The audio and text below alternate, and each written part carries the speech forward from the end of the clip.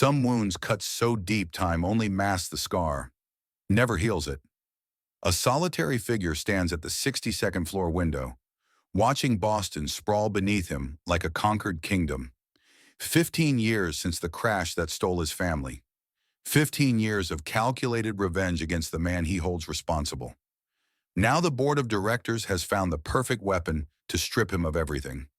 Across the city, a woman studies financial reports in her modest office. The late-night silence broken only by hospital bills sliding from an envelope. Her mother's cancer treatment costs mounting, her daughter's future hanging in the balance. When the phone rings with an unexpected proposition, she knows better than to believe in fairy tales. Two strangers, one contract, 6 months to convince the world they're in love. But in the shadows, an enemy watches. And when power, redemption, and revolutionary medicine collide, even the strongest contracts can't protect the heart from what it truly desires or the bullets meant to stop it.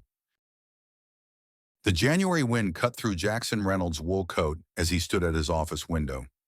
62 stories above Boston. From this height, the city looked peaceful, historic architecture nestled against gleaming skyscrapers, all dusted with fresh snow. A city of contrasts, much like the man himself. Jackson Reynolds had built Reynolds Technologies from the ground up after returning from Vietnam with nothing but nightmares and a talent for engineering. 4 decades later, the company was worth billions, and he'd earned his nickname, the Wall Street Wolf. Not because he was predatory, though his competitors might disagree, but because of his fierce loyalty to his pack and his instinct for survival. He turned from the window, his reflection revealing a man whose silver hair and lined face told a story of hard-fought battles, both in business and life. The corner office, with its mahogany furniture and muted luxury, had been his sanctuary for 30 years. Today, it felt like a cage. They can't be serious. His deep voice broke the silence as he tossed the document onto his desk. Lawrence Peterson, Reynolds Technologies head of security and Jackson's oldest friend, picked up the paper. I've had legal go through it 3 times. The bylaws are clear. As majority shareholder and CEO, you must, and I quote, maintain a stable family structure to ensure company continuity. Your grandfather was quite specific. It was 1978, for God's sake. He wanted to keep his hippie son from taking over and selling everything for peace and love. Jackson ran a hand through his silver hair. Now the board is using it to force me out. They can't force you out entirely. You own too much stock, but they can remove you as CEO unless you comply within 120 days. Jackson's jaw tightened. And suddenly, being a widower for 15 years makes me unstable. Victor Blackwood has been circling for years, Lawrence reminded him, his ex-FBI instincts still sharp at 60. 3 board members are already in his pocket. They're using this as leverage. The mention of Victor Blackwood sent a familiar wave of anger through Jackson. Once his friend and fellow soldier in Vietnam, now his bitterest rival. The man who, in Jackson's mind, was responsible for destroying everything he'd once held dear. I'll fight it in court. That could take years. By then, Blackwood could have control of the Phoenix Project. Jackson's expression darkened. The Phoenix Project was his life's work, a revolutionary gene therapy that could potentially reverse cellular degeneration. Originally conceptualized to treat his late wife's condition, it had evolved into something that could help millions. In Blackwood's hands, it would become a luxury treatment accessible only to the ultra-wealthy. There has to be another way, Jackson muttered. Lawrence hesitated. There is, but you won't like it. Try me. Find someone to marry, just until this blows over or we can amend the bylaws. Jackson's laugh was sharp and humorless. A convenient marriage at my age who would agree to such a ridiculous arrangement? Lawrence stood to leave. Someone practical, someone who has as much to gain as you do. At the door, he paused. The board meets in 120 days. Jack, clock's ticking. After Lawrence left, Jackson returned to the window, eyes fixed on the distant harbor where he'd once sailed with Hannah and their son James before the accident. 15 years had passed. but the pain remained as fresh as the day he'd lost them. The day his world had shattered because Victor Blackwood couldn't keep his threats confined to the boardroom. His intercom buzzed, pulling him from the dark memories. "Mr. Reynolds, your 4 o'clock is here. Ms. Chen from Financial Analytics Partners." Jackson straightened his tie. He'd almost forgotten about this meeting a small consulting firm recommended to review their East Asian expansion strategy. "Send her in." The woman who entered wasn't what he expected. Eleanor Chen carried herself with quiet confidence, her silver-streaked black hair pulled back in a simple chignon. She appeared to be in her early 50s, dressed in a tailored charcoal suit that spoke of quality rather than fashion. Her handshake was firm, her dark eyes intelligent and assessing. "Thank you for seeing me. Mr. Reynolds, I know your time is valuable. Please, sit." He gestured to the chair across from his desk. "Your firm came highly recommended by our Tokyo office." "We're small but thorough," she replied with a slight smile. "I've prepared an initial analysis based on publicly available data, but I'll need more comprehensive information to provide actionable recommendations." For the next hour, Jackson found himself increasingly impressed by Eleanor Chen's sharp insights and straightforward approach. She didn't waste words or time attempting to flatter him, a refreshing change from most consultants. When she questioned several of his company's strategic decisions in Asia, he found himself defending choices he hadn't personally reviewed in years. "You've given me a lot to consider. Ms. Chen," he said as their meeting concluded, "I'd like to bring you on for a more extensive analysis." "I appreciate that," she replied, gathering her materials. "But I should mention that I'll be scaling back my workload in the coming months. My mother is undergoing treatment at Boston Medical Center, and I need to be available for her." Something in her tone caught his attention. "May I ask what treatment?" "An experimental protocol for advanced pancreatic cancer. The initial results were promising, but—" She paused, composure slipping for just a moment. "The cost is significant, and insurance covers very little of experimental treatments." Jackson studied her more carefully. "I believe Reynolds Technologies has a research partnership with that oncology department. Yes, that's one reason I was interested in working with your company." Her directness was refreshing. The consulting fee would help with her next round of treatment. As Eleanor stood to leave, a wild idea began forming in Jackson's mind. This practical, straightforward woman who needed financial security and had no connection to his industry rivals. "Ms. Chen, would you have time for dinner this evening? There's another matter I'd like to discuss with you." Surprise flickered across her face. "I have plans with my daughter tonight. Perhaps tomorrow." "Tomorrow, then. The harbor view at 7. This wouldn't be about your consulting work." Her eyebrow arched slightly. "May I ask what it would be about?" "A different kind of business proposition altogether." He handed her his card with his personal number written on the back. "One that could be mutually beneficial." Eleanor Chen sat in her modest office overlooking a small courtyard in Cambridge, reviewing Reynolds Technologies' financial statements for the third time. Something didn't add up. The company had shelved a promising medical research initiative 5 years ago, the Phoenix Project, only to quietly revive it with significant funding last year. Yet there was no mention of it in their public disclosures or shareholder reports. Her research into Jackson Reynolds himself had yielded equally puzzling results. The man was an engineering genius who transformed a small defense contractor into a diversified technology giant. Widowed 15 years ago in a car accident that also claimed his son, he'd never remarried or even been linked romantically with anyone since. His reputation was formidable, tough but fair, demanding but loyal to his employees.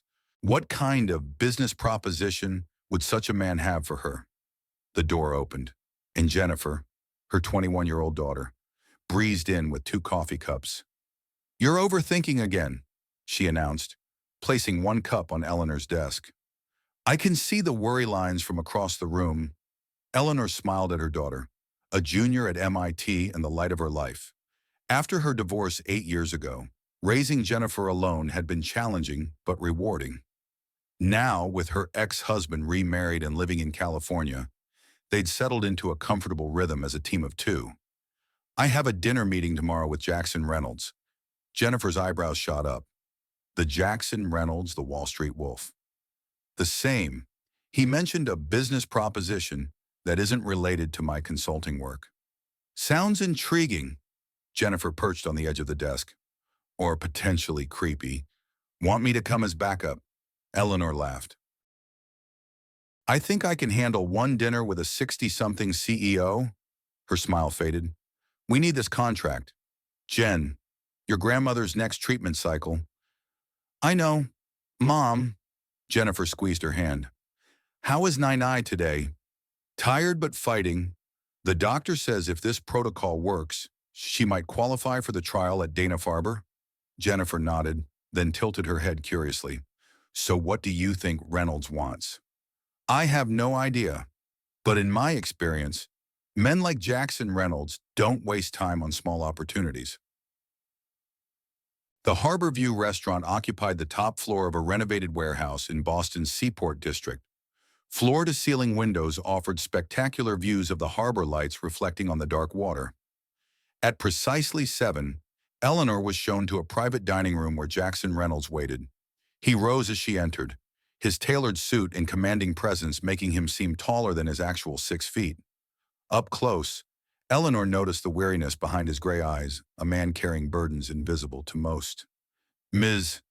Chen, thank you for coming. He held her chair with old-fashioned courtesy. Your invitation was intriguing, Mr. and Reynolds. I admit I'm curious. A server appeared with champagne, but Eleanor requested water instead. Not a drinker, Jackson asked as the server departed. Occasionally, but I prefer to keep a clear head for business discussions. He nodded approvingly. Direct and practical. That's exactly why we're here. After they ordered, Jackson leaned forward slightly. What I'm about to propose will sound unusual. I ask only that you hear me out completely before responding. Eleanor folded her hands on the table. I'm listening. I need a wife. He stated it matter-of-factly, as if discussing the weather. She blinked, certain she'd misheard. Excuse me.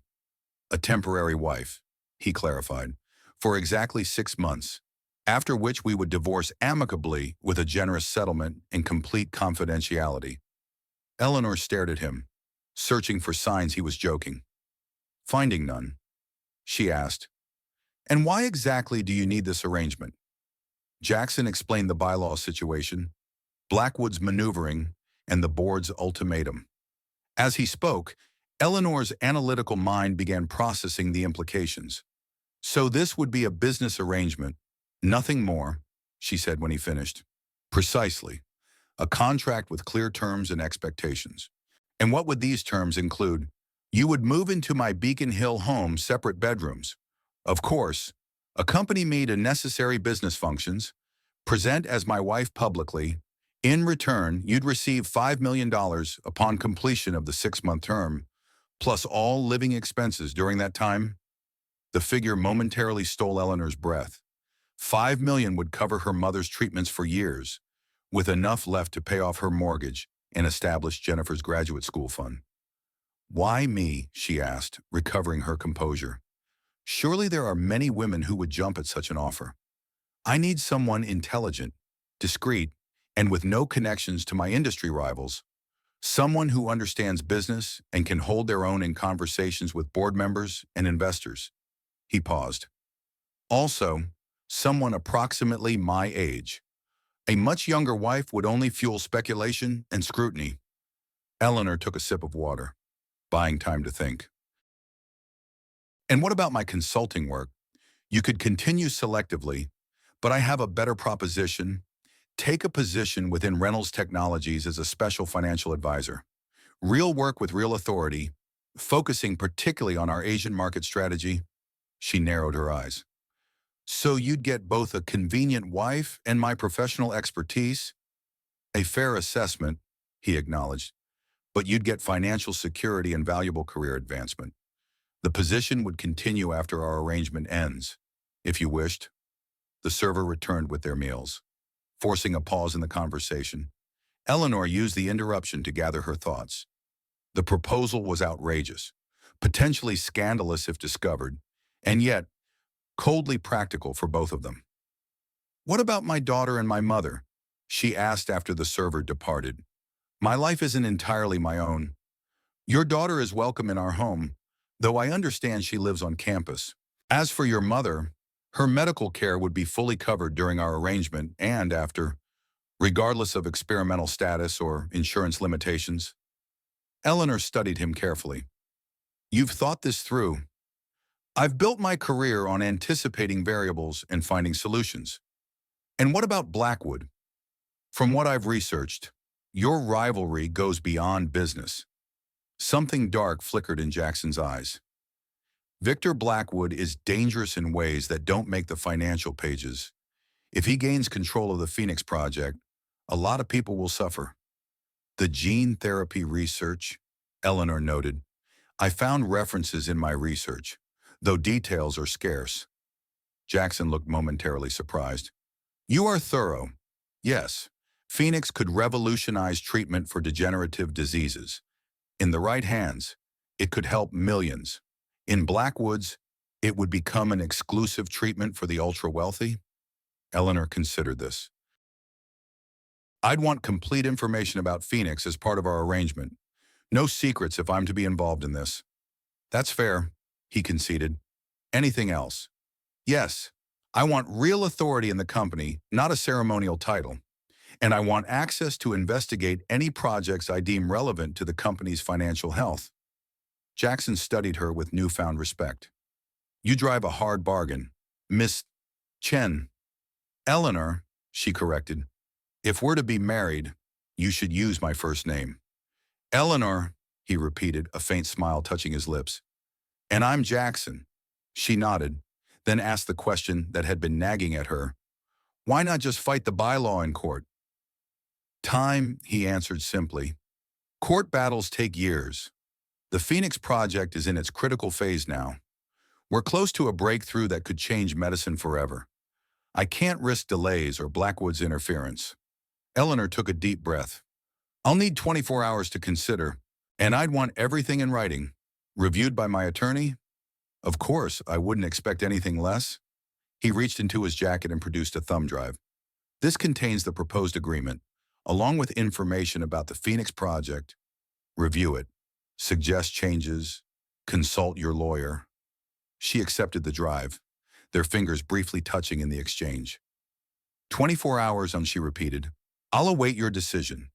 Jackson signaled for the check. "And Eleanor, thank you for listening, regardless of your answer." As they parted outside the restaurant, Eleanor couldn't help wondering what she was getting herself into. A 6-month marriage of convenience to one of Boston's most powerful men. It sounded like something from a novel, not the life of a practical financial analyst and single mother. Yet as she drove home through the snowy streets, she found herself already calculating how the arrangement could secure her family's future. $5 million plus guaranteed medical care for her mother, a significant career advancement, the chance to investigate the mysterious Phoenix Project, and something else, something she was reluctant to admit even to herself. For the first time in years, she felt a spark of genuine curiosity about a man. Not romantic interest, she assured herself. Professional fascination with a complex individual whose reputation only hinted at the full story. One thing was certain, whatever decision she made would change her life irrevocably. Jennifer Chen's reaction was exactly what Eleanor expected. "You cannot be serious. Mom, marry a man you just met for money." They sat in Eleanor's small living room, the remains of takeout Chinese on the coffee table between them. Eleanor had just finished explaining Jackson's proposal, and Jennifer was pacing like a caged tiger. "It's a business arrangement, not a real marriage," Eleanor clarified, "and it would solve our financial problems completely. But living with him, playing wife to a stranger, there has to be another way. I've spent 2 years looking for another way. Jen," Eleanor's voice softened, "your grandmother's treatments cost more each cycle. My consulting work barely covers our expenses as it is. This is a practical solution." Jennifer stopped pacing. What about the personal side, having to pretend you're in love with this guy in public? Maybe even, she made a face. The agreement specifically outlines separate living quarters and no physical expectations. Eleanor assured her, it's strictly business. There's no such thing as strictly business when you're living with someone and pretending to be married. Jennifer sat down beside her mother. I'm worried about you. This Jackson Reynolds has a reputation for being ruthless. In business, yes, but everything I've found suggests he treats his employees fairly. He's never had a personal scandal. Eleanor paused. And there's something else. The Phoenix Project. She explained what she'd learned from the files Jackson provided, a potentially revolutionary gene therapy that could help millions, including potentially her mother. So this isn't just about money, Jennifer said slowly. No, it's about securing your grandmother's treatment and potentially helping advance medicine that could save her and others. Jennifer took her mother's hand. You've already decided, haven't you? Eleanor squeezed her daughter's fingers. I'm strongly considering it, but I wanted to talk to you first. This affects you too. I'll support whatever you decide. Mom, I just want you to be careful. Jennifer's expression turned serious. And I want to meet him before you agree to anything. Eleanor smiled. I wouldn't have it any other way. The next evening, Jackson arrived at Eleanor's Cambridge apartment precisely at 7. He wore a casual blazer rather than his usual business suit, but still radiated authority. Eleanor had warned him that Jennifer insisted on meeting him before she gave her final answer. Jennifer opened the door, her expression carefully neutral as she assessed the man who wanted to temporarily marry her mother. Mr. Reynolds, please come in. Ms. Chen, thank you for agreeing to meet with me. His tone was respectful, not patronizing, a good start. Eleanor watched the interaction from the kitchen doorway, noting how Jackson waited to be invited to sit, how he maintained appropriate eye contact with Jennifer without staring or dismissing her. Small things that revealed character. Would you like some tea? Eleanor offered. Please. As she prepared a tray, she could hear Jennifer beginning her interrogation in the living room. So, Mr. Reynolds, let me make sure I understand. You want my mother to pretend to be your wife for 6 months so you can maintain control of your company? And in exchange, you'll pay her $5 million. That's the essence of it, yes. And you don't find that arrangement exploitative? Eleanor winced at her daughter's directness, but Jackson seemed unfazed. I can see how it might appear that way, he acknowledged, but I view it as a mutually beneficial business arrangement. Your mother provides a service that helps me retain control of a company I've built over 40 years, and in return, she receives fair compensation and career advancement. And what happens after 6 months? My mother just goes back to her life with everyone knowing she was married to you. The divorce would cite irreconcilable differences common enough and generally respected as private. Your mother's professional reputation would be enhanced by her position at Reynolds Technologies, which would continue if she wishes. Eleanor returned with the tea tray, setting it on the coffee table. I've reviewed the contract. Jen, it's comprehensive and fair. Jennifer accepted a cup but continued her questioning. And what about your reputation? Mr. Reynolds, wouldn't a short-term marriage damage it? Less than losing control of my company and the Phoenix Project, he replied honestly. But I understand your concern for your mother. What assurances would make you more comfortable with this arrangement? The question seemed to surprise Jennifer. She glanced at Eleanor, then back at Jackson. I'd want to know she's safe and respected, that this arrangement won't harm her emotionally or professionally. Jackson nodded thoughtfully. Fair points. Would it help if I added clauses guaranteeing her continued employment, regardless of how our arrangement ends, and explicit protections for her professional reputation? Yes, Jennifer said. And I'd want to be able to visit anytime. Of course, it would be your home too, when you wish it to be. Eleanor watched as her daughter and Jackson negotiated additional terms, impressed by how seriously he took Jennifer's concerns. Not once did he act condescending or impatient, treating the 21-year-old as a legitimate stakeholder in the discussion. After an hour of conversation, Jennifer excused herself to study for an exam, giving Eleanor a subtle nod as she left a reluctant approval. Once they were alone, Eleanor turned to Jackson. "Well, you survived the Jennifer Chen Inquisition." A hint of a smile touched his lips. "She's protective. That speaks well of your relationship." "She's all I have, besides my mother." Eleanor poured more tea. "I've made my decision, Jackson." He set down his cup, his full attention on her. "And I accept your proposal with the additional terms we discussed tonight. My lawyer has already reviewed the contract and made some minor adjustments." She handed him a folder.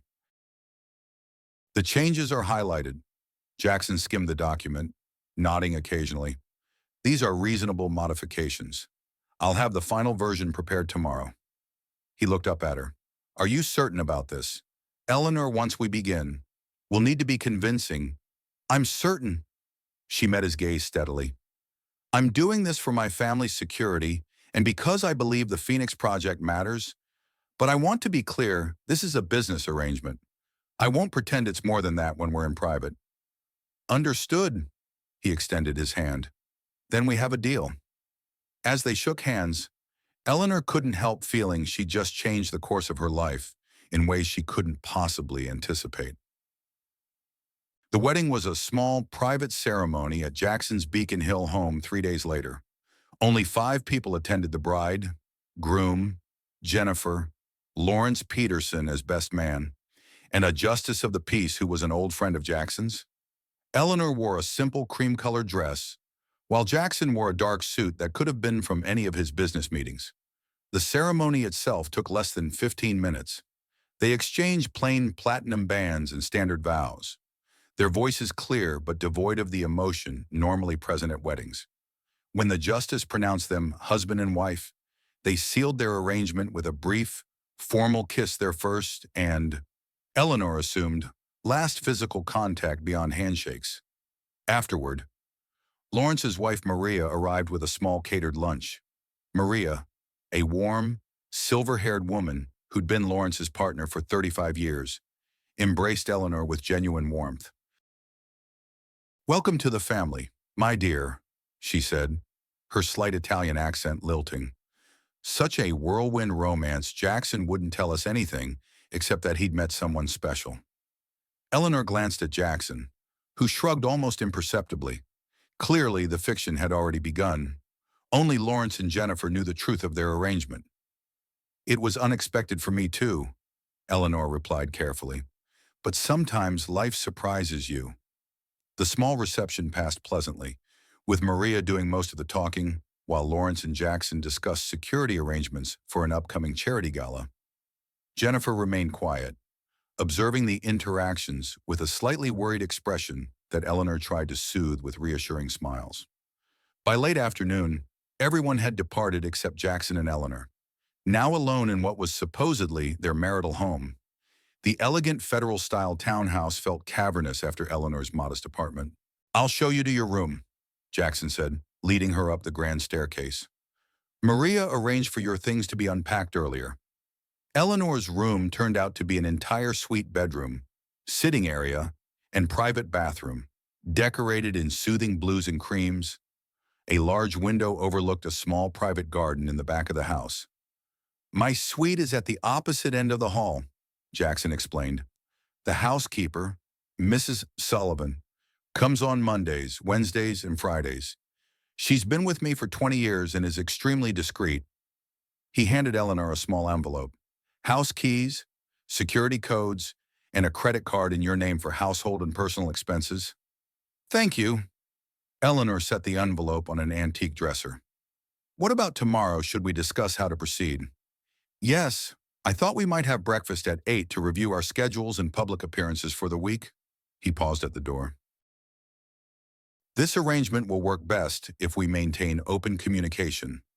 Eleanor, if you need anything or have concerns, please don't hesitate to tell me." She nodded, appreciating his businesslike approach. "I will. Good night, Jackson." "Good night, Mrs.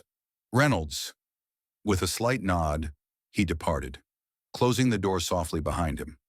Eleanor sat on the edge of the bed, the reality of her situation finally sinking in. She was now Eleanor Reynolds, wife of one of Boston's most powerful businessmen. For the next 6 months, she would live in this beautiful house, play the role of devoted spouse, and help secure her family's future. A text from Jennifer broke her reverie. All moved in. How weird is it? Eleanor smiled and replied, very weird, but I'll adjust. The house is beautiful. You should visit this weekend. After a moment, she added, I'm doing the right thing. Jen, for all of us. The response came quickly. I know, Mom. Just be careful. Love you. Love you too, Eleanor typed, then set her phone aside and began exploring her new surroundings.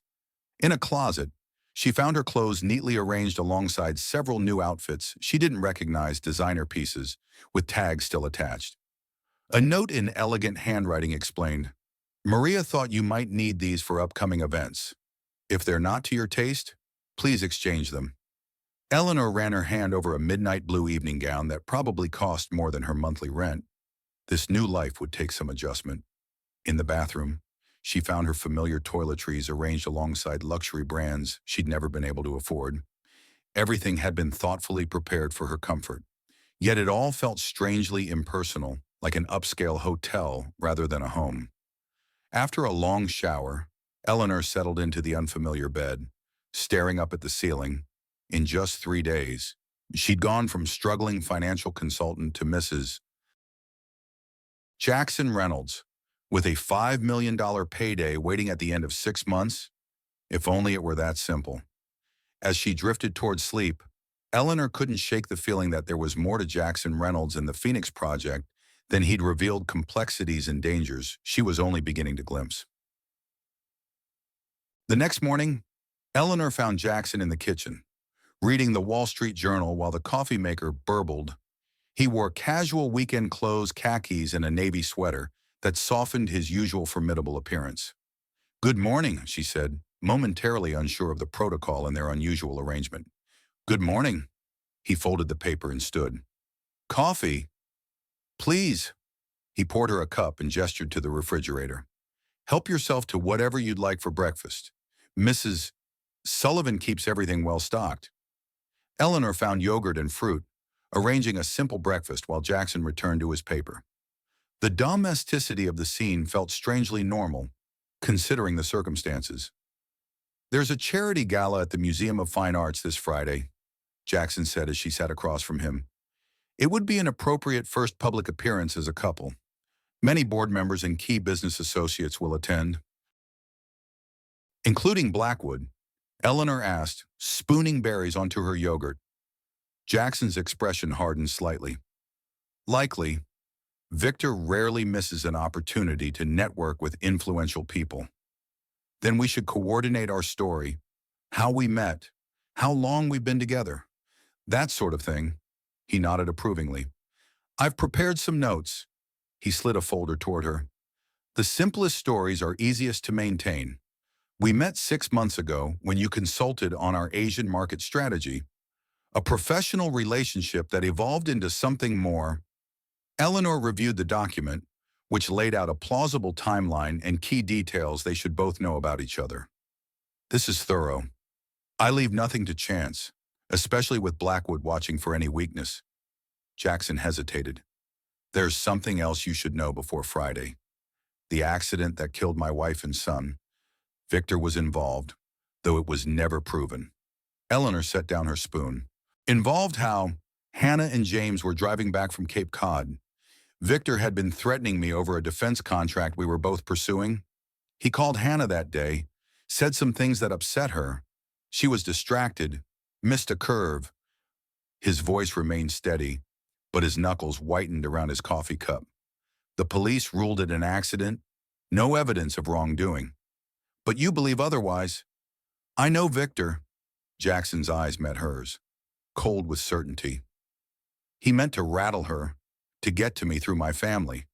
He didn't intend for them to die, but he's responsible all the same. The depth of animosity suddenly made more sense. This wasn't just business rivalry, it was deeply personal. "I'm sorry about your family," Eleanor said quietly. "No wonder you're determined to keep him from controlling your company." Jackson nodded once, a sharp acknowledgement. The Phoenix Project was originally conceived to help Hannah. She had early onset Parkinson's. I couldn't save her then, but the research has evolved into something that could help countless others like her. Eleanor absorbed this new information, recalibrating her understanding of the man across from her. Not just a ruthless businessman, but a widower still mourning his family, still fighting to make their deaths mean something. "My mother has pancreatic cancer," she offered after a moment. "Stage 3 when diagnosed last year. That's why I understand the importance of medical research. Sometimes it's all you have the hope for a breakthrough." Something shifted in Jackson's expression, a momentary softening. "I'll arrange for her records to be transferred to our research team. They might have insights on experimental protocols beyond what she's currently receiving." "Thank you." The gesture felt genuinely kind rather than transactional. They finished breakfast discussing practical matters, schedules, expectations for public appearances, how to handle curious questions about their whirlwind romance. By the time they finished, Eleanor felt more prepared for her role as Mrs. Reynolds. As she was leaving the kitchen, Jackson called after her. "Eleanor, thank you for agreeing to this arrangement. I know it can't be easy. Essentially putting your life on hold for 6 months?" She turned, studying his face. For a moment, she glimpsed something beyond the calculating businessman, a flicker of genuine gratitude. "We both have our reasons," she replied simply. "Let's just make sure they're worth it."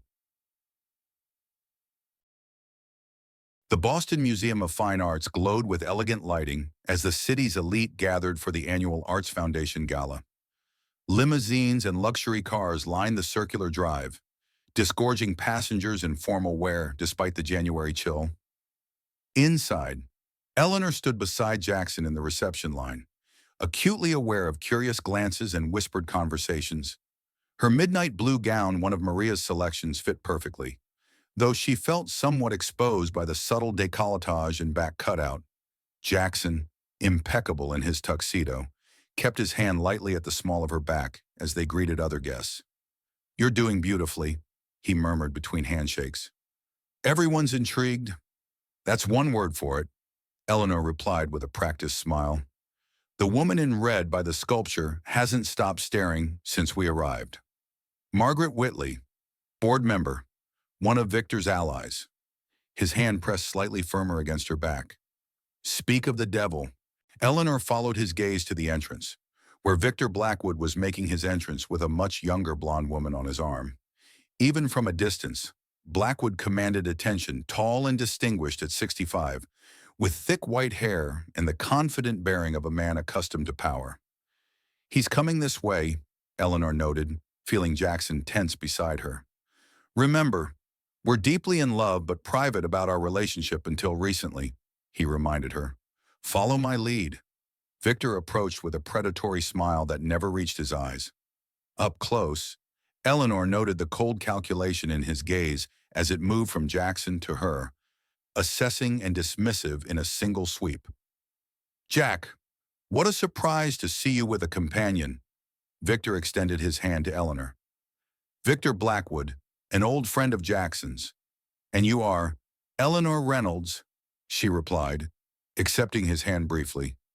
"A pleasure to meet you, Mr. Blackwood." "Reynolds." Victor's eyebrows rose as he glanced at Jackson. "Don't tell me you've been keeping a wife's secret all this time." Jackson's smile was tight but controlled. "Not secret, Victor, just private. Eleanor and I were married last weekend after a brief but meaningful courtship." Victor's companion, introduced as Cynthia, no last name, offered congratulations with a vapid smile. But Victor's eyes narrowed slightly. "How convenient," he said, emphasizing the word just enough to make his suspicion clear. "And what do you do, Mrs. Reynolds, when you're not sweeping confirmed bachelors off their feet?" "Financial analysis and strategic consulting, primarily focused on Asian markets," Eleanor replied smoothly. "That's how we met. Actually, Jackson hired my firm last year. Mixing business with pleasure? Victor's tone was insinuating. I wouldn't have expected that from you. Jack. Life is full of surprises, Jackson replied evenly. How's your son? Victor, still in Switzerland. A flash of something pain, anger. Eleanor wasn't sure crossed Victor's face before his mask slipped back into place. Gregory is receiving the best care available. Not that you've ever shown genuine concern for his welfare. The tension between the men was palpable. Eleanor placed her hand on Jackson's arm, a gentle reminder of their surroundings. Jackson mentioned you served together in Vietnam. It must create a special bond, sharing those experiences. Victor's attention shifted to her, reassessing. Different experiences. Mrs. Reynolds, your husband was safely behind the lines with his engineering equipment while some of us were in the jungle. Yet you both made it home, she observed. Many weren't so fortunate. For a moment, something like respect flickered in Victor's eyes. Indeed. Well, I won't keep you from your celebration. Congratulations again on your timely nuptials. As Victor and Cynthia moved away, Jackson released a controlled breath. That went about as expected. He suspects our arrangement isn't genuine. Eleanor noted, of course he does, but suspicion isn't proof, and the marriage itself satisfies the bylaw requirements regardless of his doubts. Jackson's hand returned to her back. Come, there are others you should meet. The next 2 hours passed in a blur of introductions and small talk. Eleanor met board members, business associates, and Boston socialites, all curious about Jackson Reynolds' surprise marriage. She maintained their cover story flawlessly, projecting the image of a capable professional who'd unexpectedly found love with a respected client.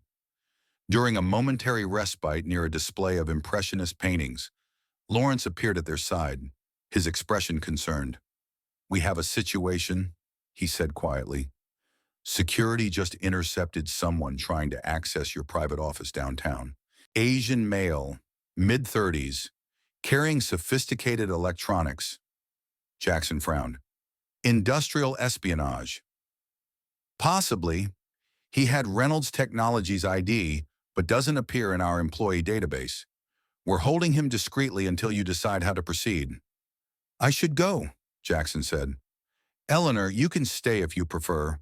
Lawrence's driver can bring you home later. I'll come with you, she decided. It would look strange for you to leave your new bride alone at a gala. Jackson nodded, grateful for her quick understanding. They made their excuses to the event organizer, citing an urgent business matter, and were soon in the back of Jackson's Bentley heading downtown. I apologize for cutting the evening short, Jackson said as the city lights streaked past. Corporate espionage is unfortunately common in our industry, especially around breakthrough research. Do you think it's related to Phoenix? Almost certainly. The project is entering its final testing phase. The timing of this attempt isn't coincidental. Eleanor considered this. And you believe Blackwood is behind it? Victor prefers to maintain plausible deniability. But yes, ultimately it would be at his direction. Jackson's jaw tightened. He's been trying to access our research for years. The car pulled up to the imposing glass and steel Reynolds Technologies headquarters downtown. Despite the late hour, the building hummed with activity a global company never truly slept. Security personnel met them at a private entrance, escorting them to a secure room in the basement. The man detained by security sat handcuffed to a chair, his expression defiant rather than fearful. He appeared to be Korean, dressed in the business casual attire typical of the company's tech employees. Has he said anything? Jackson asked the security chief. Only that he works here and it's all a misunderstanding. The ID card is legitimate but issued to someone else, a Dr. Kim from the research division, reported his card missing 3 days ago. Jackson addressed the man directly. Who sent you? Silence. You were caught attempting to access restricted areas with a stolen ID. That's already enough for criminal charges. If you're working for who I think you are, he won't help you now. The man's eyes flickered, but he remained silent. Check his belongings, Jackson instructed. and have it examine any devices he was carrying. I want to know exactly what he was after and who he's working for." As security processed the intruder, Jackson led Eleanor to his private office on the executive floor. The space was larger but less personal than his home office, designed to impress clients and intimidate competitors. "Is this sort of thing common?" Eleanor asked as Jackson poured them each a drink from a discreet bar cabinet. "More common than I'd like, especially lately." He handed her a glass of scotch. "The closer we get to completion with Phoenix, the more aggressive the attempts to steal our research." Eleanor accepted the drink, noticing the slight tremor in Jackson's hand, the only outward sign of his tension. "Tell me more about Phoenix. The files you provided gave technical details, but not the full picture." Jackson moved to the window, looking out at the city sprawled below them. 15 years ago, my wife was diagnosed with early-onset Parkinson's. I promised her I'd find a way to stop the progression of the disease." His voice remained steady, but Eleanor sensed the emotion beneath. "We began research on cellular regeneration, using modified stem cells. After she died, I almost shut it down, but the preliminary results were too promising to abandon." He turned back to face her. "Over the years, the research evolved into a comprehensive approach to cellular degeneration, not just for Parkinson's, but potentially for many age-related conditions. Cancer, Alzheimer's, heart disease. The implications are significant, life-changing for millions," Eleanor said. "No wonder Blackwood wants it. Victor sees only the profit potential, exclusive treatments for the ultra-wealthy who can pay millions for a few more years of life." Jackson's expression hardened. "That was never my intention. Phoenix was meant to help everyone, not create a two-tiered medical system where only the rich can afford to live longer. Healthier lives." Eleanor studied him thoughtfully. The passion in his voice seemed genuine, at odds with his reputation as a cold-blooded businessman. "You surprise me, Jackson. The Wall Street wolf has a humanitarian streak." A faint smile touched his lips. "Don't tell anyone. It would ruin my reputation." Before Eleanor could respond, Lawrence knocked and entered without waiting. "The intruder is talking," he reported. "Says he was hired through an intermediary, paid in cryptocurrency. Doesn't know who the ultimate client is." "What was he after?" Jackson asked. "Access to the Phoenix servers. He had a device designed to copy research data without leaving traces." Lawrence handed Jackson a small black object. "Sophisticated? Military grade?" "Blackwood," Jackson said with certainty. "This has his fingerprints all over it." "We can't prove it," Lawrence cautioned. "And the police are on their way. How do you want to handle this?" Jackson considered for a moment. "Press charges for trespassing and attempted corporate espionage. But don't mention Phoenix specifically. I don't want this in the press." After Lawrence left, Eleanor asked the question that had been forming since the gala. "Jackson, what did Victor mean about his son in Switzerland?" Jackson's expression darkened. "Gregory Blackwood has a rare neurodegenerative condition. Been in specialized care facilities most of his life." He hesitated. 10 years ago, Victor approached me about using early Phoenix research to treat Gregory. The technology wasn't ready. Animal trials showed dangerous side effects. I refused. And he's never forgiven you," Eleanor concluded. "No, though his concern for his son is the one genuine emotion I believe Victor possesses." Jackson finished his drink. "We should go home. It's been a long evening." In the car, Eleanor reflected on everything she'd learned. The rivalry between Jackson and Victor was more complex than she'd initially understood, rooted in personal tragedy and conflicting values, not just business competition. She glanced at Jackson, his profile illuminated by passing streetlights. The man she'd agreed to marry temporarily, she reminded herself, was turning out to be more complicated than his public persona suggested. Behind the ruthless businessman was someone who'd loved deeply, lost tragically, and continued to fight for something he believed in. It made their arrangement feel slightly less transactional, knowing they shared a common purpose beyond the financial aspects. Protecting research that could help people like her mother and others suffering from devastating illnesses. As they arrived at the Beacon Hill house, Jackson helped her from the car with practiced courtesy. "Thank you for your composure tonight, both at the gala and afterward." "It's part of our arrangement," she replied. "Though I admit, corporate espionage wasn't in the contract." That earned a rare, genuine smile from him. "No, but you handled it admirably. You'd make a good spy." "Eleanor, I'll stick to financial analysis." "Thanks."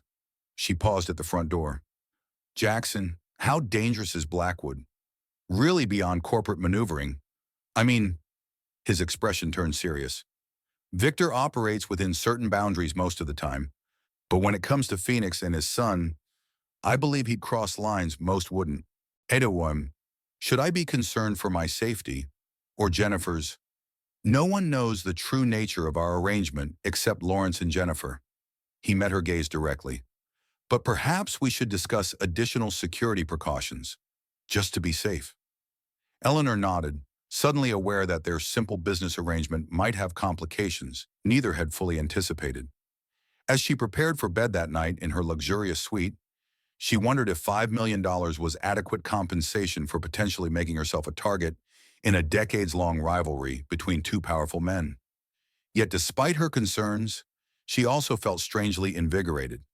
After years of predictable consulting work, she was now immersed in something consequential research that could change medicine forever.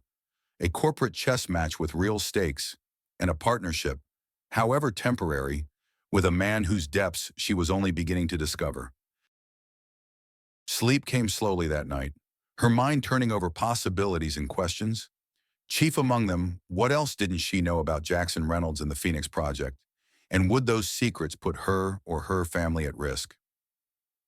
The next morning, Eleanor woke to an urgent call from the nursing staff at Boston Medical Center. Her mother had experienced complications overnight and was being transferred to intensive care. She dressed quickly, leaving a note for Jackson before driving through the early morning traffic, her heart racing with worry. By the time she reached the hospital, her mother had been stabilized, but the doctor's expressions remained grave. "The cancer has spread more aggressively than we anticipated," Dr. Patel explained gently. "The current treatment protocol isn't producing the results we'd hoped for." "What are our options?" Eleanor asked, her voice steady despite her fear. "There's an experimental treatment at Dana-Farber that might be suitable, but—" the doctor hesitated. "Insurance won't cover it, and the out-of-pocket costs are substantial." "Cost isn't an issue," Eleanor assured him, grateful for her new circumstances. "Please make whatever arrangements are necessary." As she sat beside her mother's bed, watching the fragile rise and fall of her chest, Eleanor felt a renewed certainty about her decision to marry Jackson. Whatever complications came with the arrangement, this moment being able to provide the best possible care without financial constraints made it worthwhile. Her phone buzzed with a text from Jackson. "Just saw your note. Do you need anything?" The simple offer of support touched her unexpectedly. "We're stable for now. Might need help arranging transfer to Dana-Farber for experimental treatment." His response came quickly. "Consider it done. Let me know when you're ready to come home." Home, such a strange concept now, the elegant Beacon Hill house, where she was temporarily playing wife to a man she barely knew. Yet in this moment of crisis, Jackson's matter-of-fact support felt like exactly what she needed. Eleanor had been sitting with her mother for about an hour when she noticed a nurse she didn't recognize entering the room, checking the monitors with brisk efficiency. "I don't think we've met," Eleanor said. "Are you new to this floor?" The woman barely glanced at her. "Just covering a shift. Need to adjust her medication." Something in her manner raised Eleanor's instincts. The nurse reached for the IV line without checking the chart or patient identification bracelet, basic protocols Eleanor had observed countless times during her mother's treatment. "What medication are you administering?" Eleanor asked, standing. The woman's eyes flickered nervously. "Just what the doctor ordered." "I'd like to speak with the doctor first." Eleanor moved to block access to the IV. "Please step away from my mother." For a moment, they stood in tense opposition. Then the woman lunged forward, pushing Eleanor aside and reaching for the IV port with a syringe pulled from her pocket. Eleanor reacted instinctively, grabbing the woman's wrist and twisting sharply, a self-defense move she'd learned years ago after her divorce. The syringe clattered to the floor as the false nurse cried out in pain. "Security!" Eleanor shouted, maintaining her grip on the woman's wrist while reaching for the call button with her free hand. The woman wrenched free, shoving Eleanor hard against the wall before bolting from the room. By the time security personnel arrived, she had disappeared into the hospital corridors. The syringe contents were quickly analyzed, a lethal dose of potassium chloride that would have caused immediate cardiac arrest and appeared like natural heart failure in a cancer patient. As police took statements and reviewed security footage, Eleanor sat shaking in a chair beside her mother's bed. This wasn't random. Someone had targeted her mother specifically, and the timing, just days after her marriage to Jackson, couldn't be coincidental. When Jackson arrived an hour later, his face darkened as she recounted what had happened. "This was Blackwood," he said with quiet certainty, "sending a message. By trying to kill my mother." Eleanor's voice broke with anger and fear. "That's beyond corporate rivalry. Jackson, that's criminal. Victor operates through layers of deniability. Nothing would connect back to him." Jackson paced the small room, tension radiating from him. "I never thought he'd target your family so quickly. I'm sorry, Eleanor. I should have anticipated this." Eleanor looked at her mother. Now under guard by private security Jackson had arranged while en route to the hospital. "We need to move her somewhere safer. And I need to tell Jennifer to be careful too." Jackson nodded. "I've already spoken with Lawrence. We're arranging a private room at Massachusetts General with our own security. As for Jennifer," he hesitated, "I'd suggest she stay with us for now, where we can ensure her safety." "She has exams this week," Eleanor said, torn between maternal protection and not disrupting her daughter's life. "Then we'll arrange security for her at MIT as well." Jackson's tone brooked no argument. "I won't risk either of them being used against us." Us. The word registered oddly with Eleanor, a partnership beyond their business arrangement, forged by shared danger. "Do you think they'll try again?" she asked quietly. Jackson met her gaze directly. "Victor is testing boundaries, seeing how far he can push. Today was a warning, a demonstration that he can reach people you care about. He doesn't yet know how determined I am to protect what's mine." What's mine? The possessive phrasing sent an unexpected shiver through Eleanor. In just a week, she'd gone from independent professional to being under Jackson Reynolds' protection, her family now extensions of his domain. "I didn't sign up for this level of danger," she said, her voice steady despite her fear. "Not for myself, and certainly not for my mother and daughter." "No, you didn't," he acknowledged. "If you want out of our arrangement, I'll understand. I'll still ensure your mother receives the best care and maintain the financial terms we agreed upon." The offer surprised her, a genuine escape clause that would cost him significantly without benefit. It revealed more about Jackson's character than perhaps he intended. "I'm not backing out," Eleanor decided, "but I want full transparency moving forward. No more surprises. Jackson, I need to know exactly what I'm facing, what my family's facing." He nodded, respect evident in his expression. "Agreed. When your mother is settled, we'll talk properly about Blackwood, Phoenix, and everything else you should know." He paused. "Eleanor, what you did today preventing that woman from harming your mother was remarkable. Most people would have been too shocked to react." "I've spent my entire adult life protecting my family," she replied simply. "That doesn't change just because I signed a contract with you." Something shifted in Jackson's expression, a new appreciation, perhaps even admiration. "No, I suppose it doesn't." As they made arrangements for her mother's transfer, Eleanor felt her relationship with Jackson evolving beyond their original terms. They were no longer just business partners in a convenient arrangement, but allies in what was becoming a dangerous game. She just hoped she wasn't underestimating what she'd gotten herself into, or the man she'd temporarily married. That evening, After ensuring her mother was safely installed at Massachusetts General with private security, and Jennifer was staying with friends who'd been quietly briefed about potential concerns, Eleanor finally returned to the Beacon Hill house.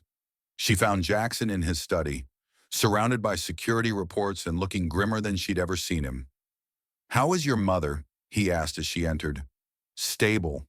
The doctors say the transfer went well." Eleanor sank into a leather chair across from him, exhaustion finally catching up with her. "Jennifer is staying with her roommate's family tonight. They have a private home in Cambridge with good security." "Good." Jackson closed his laptop. "Eleanor, there's something you should see." He handed her a tablet displaying security camera footage from the hospital. The image showed the false nurse moving purposefully through the corridor, her face now clearly visible. "Do you recognize her?" Jackson asked. Eleanor studied the image, then shook her head. "No. Should I? Her name is Park Min-young, former South Korean intelligence, now a private contractor specializing in corporate espionage and other services." Jackson's voice was carefully controlled. "She's worked for Blackwood Enterprises on several occasions." Eleanor felt cold fury building within her. "So it was Blackwood. He tried to kill my mother." Victor would never give such an order directly. He operates through cutouts and intermediaries, maintaining plausible deniability. Jackson's expression hardened. "But yes, ultimately, this came from him. We should go to the police." "With what evidence?" "A hospital security image of a woman who doesn't officially exist, and our suspicions about a respected businessman." Jackson shook his head. "Victor's too careful for that. So he just gets away with attempted murder." Eleanor's voice rose with indignation. "No," Jackson said with quiet intensity. "He doesn't get away with anything, but we fight him on our terms, not his." "And what exactly are our terms?" Eleanor demanded. "Because so far, we've been entirely reactive, waiting for him to make moves while we scramble to respond." Jackson studied her with new interest, as if seeing beyond the financial analyst to something unexpected. "You're right. It's time we took the initiative." He stood, moving to a cabinet where he retrieved a decanter of scotch and 2 glasses. "But first, I owe you that full transparency you requested." He poured them each a drink, then settled back behind his desk. "What do you know about the Phoenix Project, beyond what was in the files I provided?" "Only what you've told me, that it began as research to help your wife with Parkinson's and evolved into a broader approach to cellular regeneration with applications for multiple conditions." Eleanor accepted the glass. "And that it's potentially valuable enough for Blackwood to resort to industrial espionage and other tactics." Jackson nodded. "The technical aspects in those files were accurate but incomplete. Phoenix isn't just another medical breakthrough. It's potentially revolutionary. Early testing indicates we can not only halt cellular degeneration, but reverse it in certain conditions." "Including cancer?" Eleanor asked, thinking of her mother. "Potentially, yes. We've seen promising results in pancreatic cancer specifically, though we're still in the animal testing phase for that application." He took a sip of his scotch. "What the files didn't explain is why Victor is so desperate to control this research." Jackson pulled up a photo on the tablet, a handsome young man in his early 20s. Gregory Blackwood, Victor's only son, diagnosed at 16 with Batten disease, a rare genetic disorder that causes progressive neurological impairment. There's no cure, and most patients don't survive past their 30s. Eleanor felt an unwelcome pang of sympathy for Victor. "And Phoenix could help him." "Potentially. Our early results with similar neurodegenerative conditions have been promising. But when Victor approached me 10 years ago, the research wasn't ready for human trials. The risk of catastrophic side effects was too high." "So you refused him?" Eleanor concluded. "Yes, and he's never forgiven me for it." Jackson's expression darkened. "Victor believes I denied his son treatment out of spite revenge for what happened to Hannah and James." "Did you?" Eleanor asked quietly. Jackson met her gaze directly. "No, the research genuinely wasn't ready. I wouldn't have approved human trials even for my own family at that stage." He paused, but I can't deny I felt a certain justice in Victor experiencing the helplessness of watching someone he loves suffer without being able to intervene. The admission revealed a complexity to Jackson she hadn't fully appreciated before a man capable of both principled, scientific ethics and deeply human vindictiveness. And now, she pressed, is Phoenix ready for human trials? Almost. We're in the final stages of safety verification. If all goes well, limited human trials could begin within months. Which is why Blackwood is making his move now. Eleanor realized. He wants control before those trials begin, so his son can be first in line. Precisely, and he's willing to use any means necessary to get it, including pressuring board members, industrial espionage, and now. He gestured to the tablet with its image of the false nurse. Eleanor took a long sip of her scotch, letting the burn center her thoughts. So where does that leave us? What's our next move? Us, Jackson repeated with a faint, approving smile. Already thinking like a partner. He leaned forward. I believe it's time to take the offensive. Victor thinks he knows my vulnerabilities now. Your family. He'll expect me to focus on protection, to pull back and play defense. So we do the opposite, Eleanor concluded. But how? I have some ideas. But first, Jackson's expression turned serious. Are you certain you want to continue with our arrangement? The stakes have clearly escalated beyond what either of us anticipated. Eleanor considered the question carefully. The logical answer would be to walk away, to protect herself and her family from what was becoming a dangerous situation. But something deeper kept her from taking that easy path, a combination of determination, growing investment in the Phoenix Project's potential, and if she was honest, a certain fascination with Jackson Reynolds himself. I'm staying, she said firmly, but as a full partner in this, not just a contractual spouse. I want to be involved in every aspect of our strategy against Blackwood. Jackson studied her for a long moment, then nodded. Agreed. Starting tomorrow, you'll have complete access to Phoenix and everything else you need. He raised his glass slightly. To partnerships however they begin. Eleanor clinked her glass against his.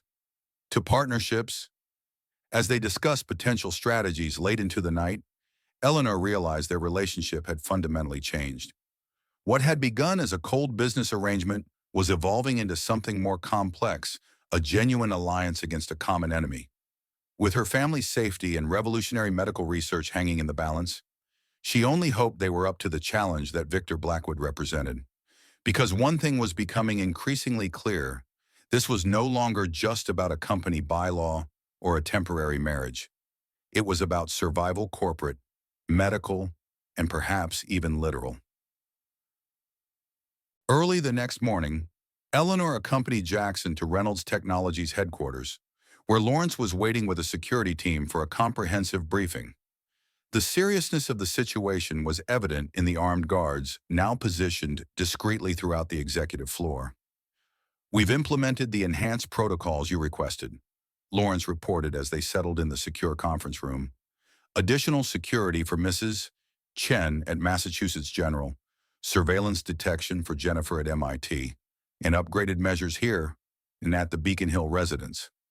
What about the Phoenix Research Facility? Jackson asked. Triple authentication for all access, armed security 24/7, and daily sweeps for surveillance devices. Lawrence handed them each a tablet. We've also identified several potential threats beyond Park Min-young.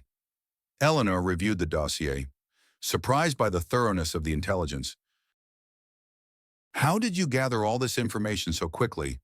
Lawrence exchanged a glance with Jackson before answering. Reynolds Technologies maintains certain resources that don't appear on the official organizational chart, a legacy of our defense contracting days. In other words, you have your own intelligence operation, Eleanor translated. On a limited scale, Jackson acknowledged, primarily defensive in nature, but occasionally useful for other purposes. This revelation added yet another layer to Eleanor's evolving understanding of Reynolds Technologies and the man who built it. Not just a technology company, but an organization with quasi-military capabilities and a leader who thought in strategic terms. What about the board meeting, she asked, changing the subject. It's in 90 days. Correct? We need to ensure Blackwood can't use that as leverage. Jackson nodded approvingly at her focus on the big picture.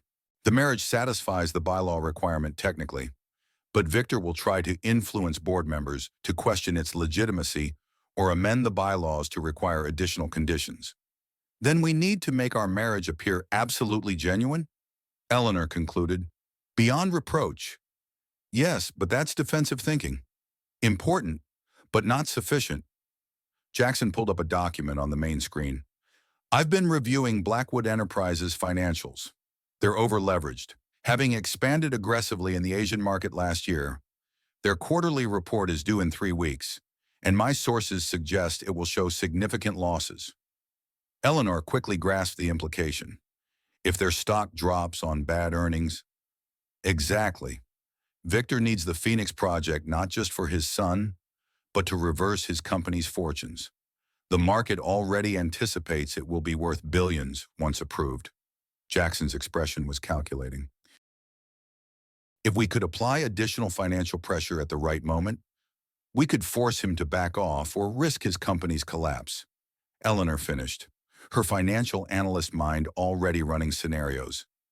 I'd need to see more detailed data on their positions, but it's a viable strategy. Lawrence watched their exchange with raised eyebrows.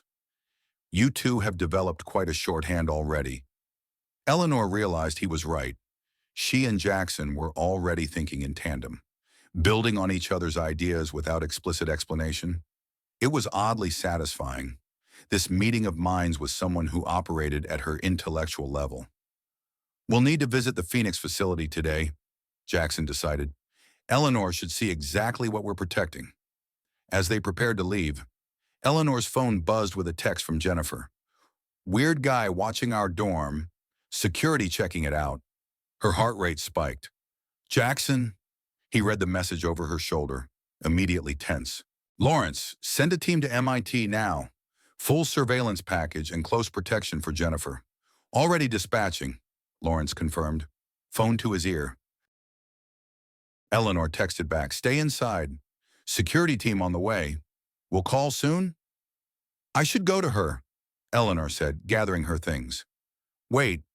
Jackson placed a hand on her arm. Let the security team assess the situation first.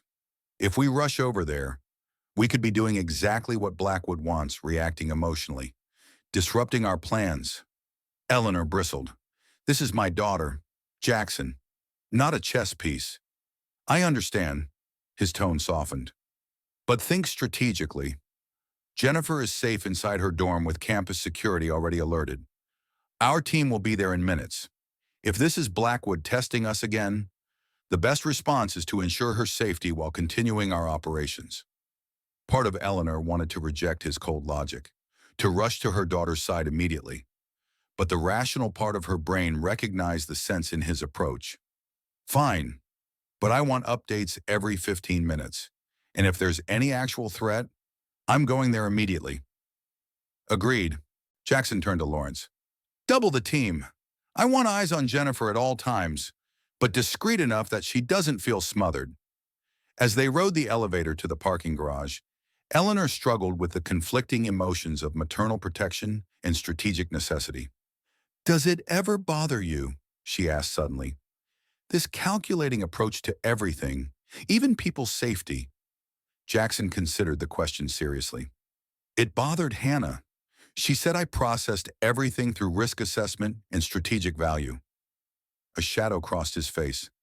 After I lost her and James, it became easier to lean into that approach. Emotions are complicated. Strategy is clear. The rare personal admission caught Eleanor by surprise. Yet you've devoted decades to a medical project born from love for your wife. That's not cold strategy. Something flickered in his eyes, vulnerability quickly masked. Perhaps I'm not as consistent as I appear. Before Eleanor could respond, Lawrence called with an update. Security had identified a man conducting surveillance of Jennifer's dormitory, a known associate of Blackwood Enterprises. Campus police had questioned and removed him, while Reynolds' security maintained discreet observation of Jennifer. "She's safe," Eleanor breathed in relief. "For now," Jackson qualified. "But this confirms Blackwood is targeting your family systematically. We need to accelerate our countermeasures." They continued to the underground parking area, where an armored SUV waited. As they approached the vehicle, Jackson suddenly stiffened, his hands shooting out to stop Eleanor. "Get down!" he shouted, pulling her behind a concrete pillar just as the SUV exploded in a deafening blast that shook the entire structure. The force threw them to the ground, Jackson's body partially shielding Eleanor from the heat and debris. Alarms blared as sprinklers activated, creating a surreal rain through the smoke and flames. "Are you hurt?" Jackson demanded, his face inches from hers as he helped her to a sitting position against the pillar. Eleanor took stock, finding only minor scrapes and bruises. "I'm okay. You're bleeding." She touched his forehead where a gash oozed blood. Superficial. He pulled out his phone, miraculously intact, and called Lawrence. "Garage level 3, car bomb. We need evacuation in a full security lockdown." Within minutes, armed security personnel swarmed the garage, establishing a perimeter while medical staff checked them for injuries. Lawrence arrived, his expression grim as he surveyed the burning wreckage. "How did they get past our security?" he demanded of his team. "We're reviewing camera footage now," a security officer reported. "Preliminary check shows the bomb was placed during a shift change about an hour ago." "An inside job," Eleanor asked, accepting a bottle of water from a paramedic. "Or someone with inside knowledge of our protocols," Jackson said darkly. "Either way, this is a significant escalation. That wasn't a warning. It was an assassination attempt." Eleanor felt an icy clarity descend over her thoughts. "Blackwood is trying to eliminate you before the Phoenix trials can begin." "And before the board meeting," Jackson agreed.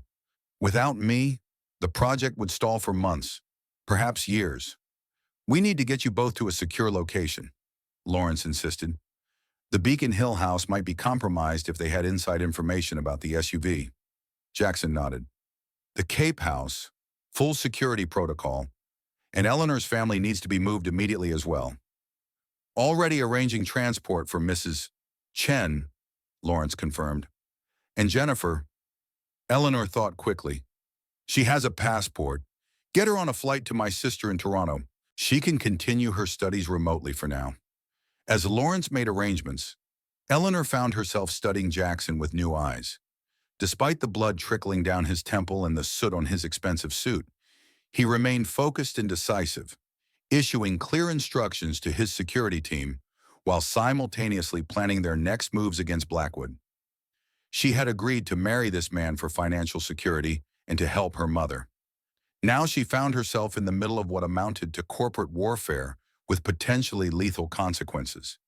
Yet strangely, she wasn't considering backing out of their arrangement. Instead, she felt a growing determination to see this through to help protect the Phoenix Project and ensure Blackwood couldn't weaponize it for profit or personal advantage. And perhaps, though she wasn't ready to fully acknowledge it, there was something else developing, a reluctant admiration for Jackson Reynolds himself. Not the ruthless businessman of his reputation, but the complex man beneath, driven by loss, guided by principles stronger than mere profit, and willing to put himself at risk to protect those in his orbit. As they were escorted to a backup vehicle through a secondary exit, Eleanor made a decision. She wasn't just Jackson's contractual wife anymore. She was his partner in this fight, whatever it might cost. "We need to take the battle to Blackwood," she said as they settled into the secure vehicle. "No more reacting to his moves. It's time we set the terms of engagement." Jackson studied her with newfound respect. "I couldn't agree more, and I think I know exactly where to start." Their eyes met in shared purpose, their temporary marriage evolving into something neither had anticipated, a genuine alliance against a common enemy, with stakes higher than either had imagined when signing their contract just 2 weeks earlier. The game had changed, and so had they. The Reynolds family estate on Cape Cod stood on a windswept bluff overlooking the Atlantic. Originally built in the 1920s by Jackson's grandfather, The sprawling shingle-style home had been modernized with state-of-the-art security while maintaining its historic character. As they approached the gated drive, Eleanor noted the discreet but omnipresent security measures: cameras disguised as landscape lighting, motion sensors integrated into decorative stonework, and a guardhouse staffed by men who moved with military precision. "I haven't been here in years," Jackson said as they passed through the final checkpoint. "Not since before Hannah and James died." Eleanor glanced at his profile, sensing the weight of memories. "It's beautiful. Hannah loved it. We spent every summer here when James was young." His voice remained even, but his knuckles whitened on the armrest. It seemed wrong to return after they were gone. And now, practical considerations outweigh sentiment. He nodded toward a helicopter landing pad visible on a cleared area near the main house. Defensible position, multiple evacuation options, private enough to conduct our business without observation.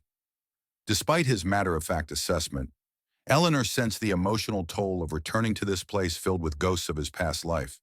It was another glimpse beneath the carefully controlled exterior he presented to the world. Lawrence had arrived ahead of them, coordinating security throughout the sprawling property. He met them at the main entrance, tablet in hand. "Perimeter is secure. Mrs. Chen has been safely transferred to Massachusetts General's private wing with our security team in place. Jennifer boarded a flight to Toronto an hour ago, with 2 of our people accompanying her." "Any progress identifying who planted the bomb?" Jackson asked as they entered the house.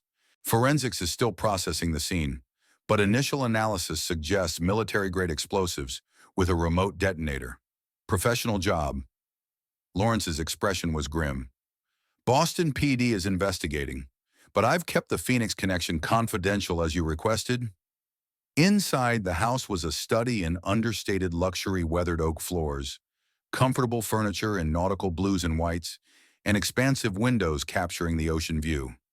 Photos of a younger, smiling Jackson with a beautiful blonde woman and a small boy adorned the walls and shelves. Frozen moments of the family he'd lost. Eleanor found herself drawn to one photograph in particular, Jackson teaching a young boy to sail, both laughing as they adjusted the small boat's rigging. The joy captured in that moment contrasted sharply with the guarded man she knew. "James was 8 there," Jackson said, noticing her interest. "Already a better sailor than most adults. Fearless on the water." "He has your smile," Eleanor observed gently. Something flickered in Jackson's eyes: pain, certainly, but also a hint of gratitude for the simple acknowledgement of his son as a person, not just a tragedy. "We should get to work," he said, moving toward what appeared to be a study. "Lawrence has arranged secure video conferencing with the Phoenix research team." The study had been converted to a command center with multiple monitors and communication equipment. On the main screen, a team of scientists waited for their briefing, led by a distinguished woman in her 60s with silver hair and sharp eyes. "Dr. Abernathy," Jackson greeted her. "Thank you for adjusting your schedule. This is Eleanor Reynolds, my wife and our new strategic partner on Phoenix." Eleanor noted how easily the words "my wife" now flowed from Jackson's lips, a role that was becoming increasingly complex with each passing day. "Mrs. Reynolds," Dr. Abernathy nodded. "I've heard good things about your analytical skills. We could use your perspective on some of the market applications we're considering." "I look forward to contributing," Eleanor replied. "But first, I need to understand exactly where the project stands and what timelines we're working with." For the next hour, the Phoenix team walked them through the current status of the research.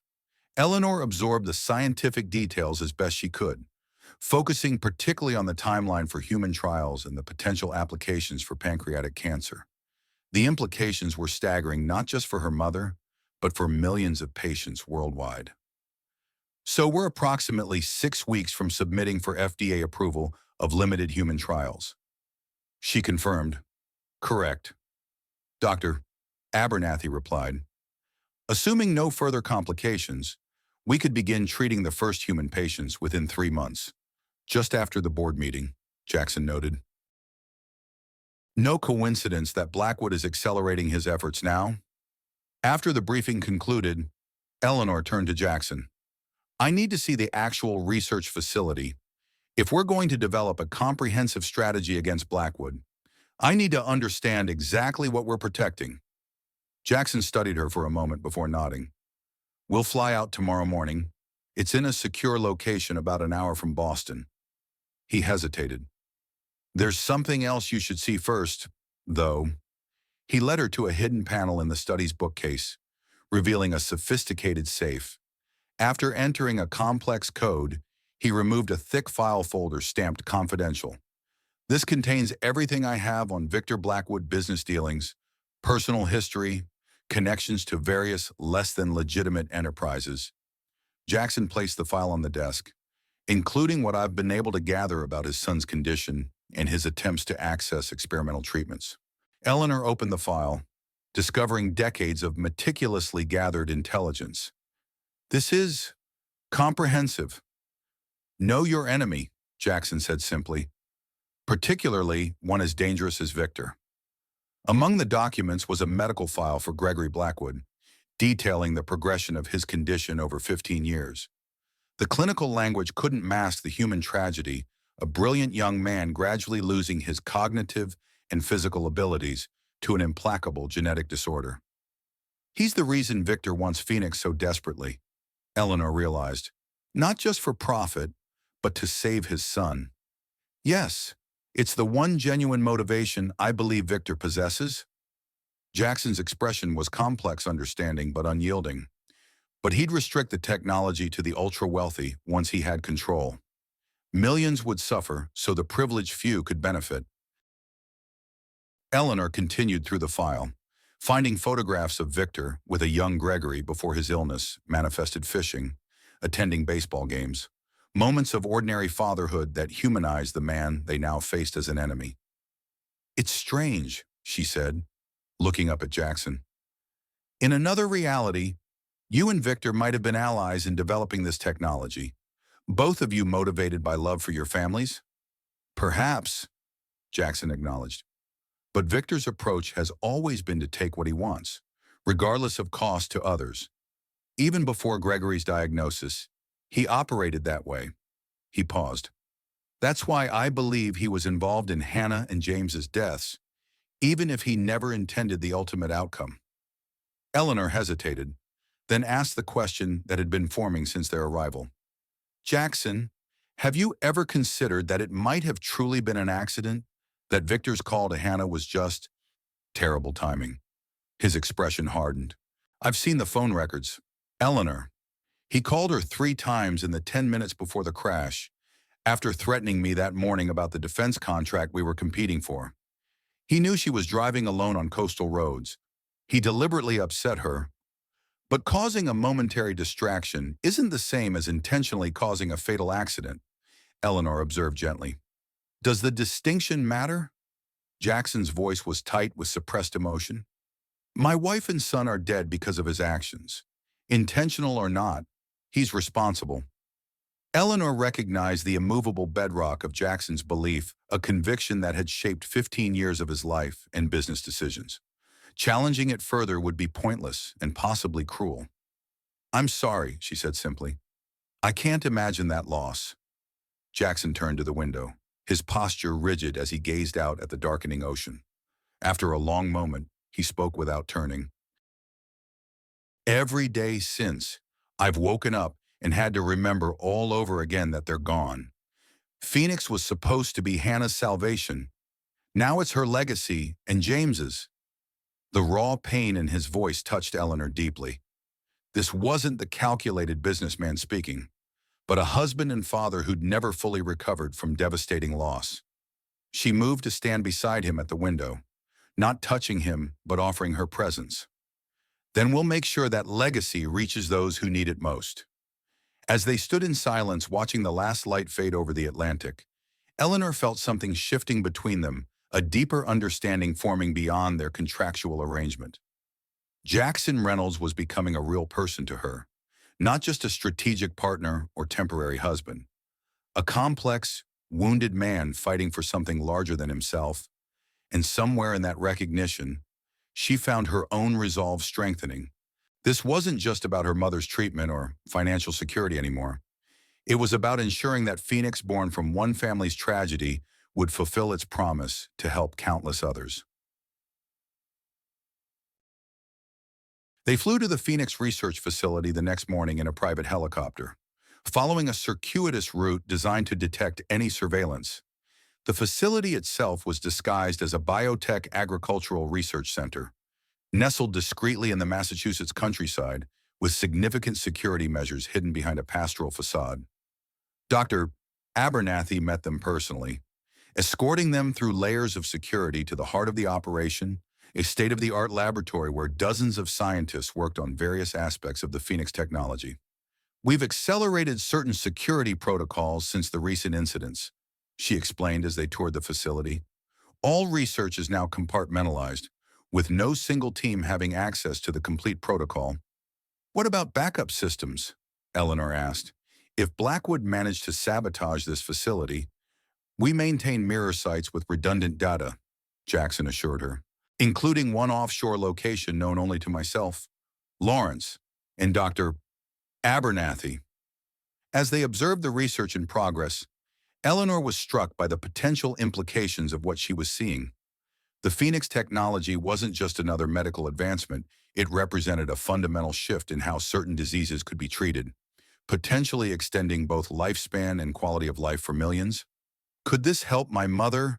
She asked Dr. Abernathy during a private moment. Truthfully, the scientist considered carefully before answering. Based on our animal trials with similar cancer profiles, yes, there's significant potential. But Eleanor, we're still months away from approved human trials. And even then, I understand. Eleanor nodded, tempering hope with realism. We just need to ensure she has the best conventional treatment until Phoenix is ready. After a comprehensive tour and detailed briefings, they prepared to return to the Cape House. As they waited for the helicopter, Jackson received an urgent call from Lawrence. We've identified the bomb maker, he reported. Former Special Forces, now works as a contractor for various corporate interests.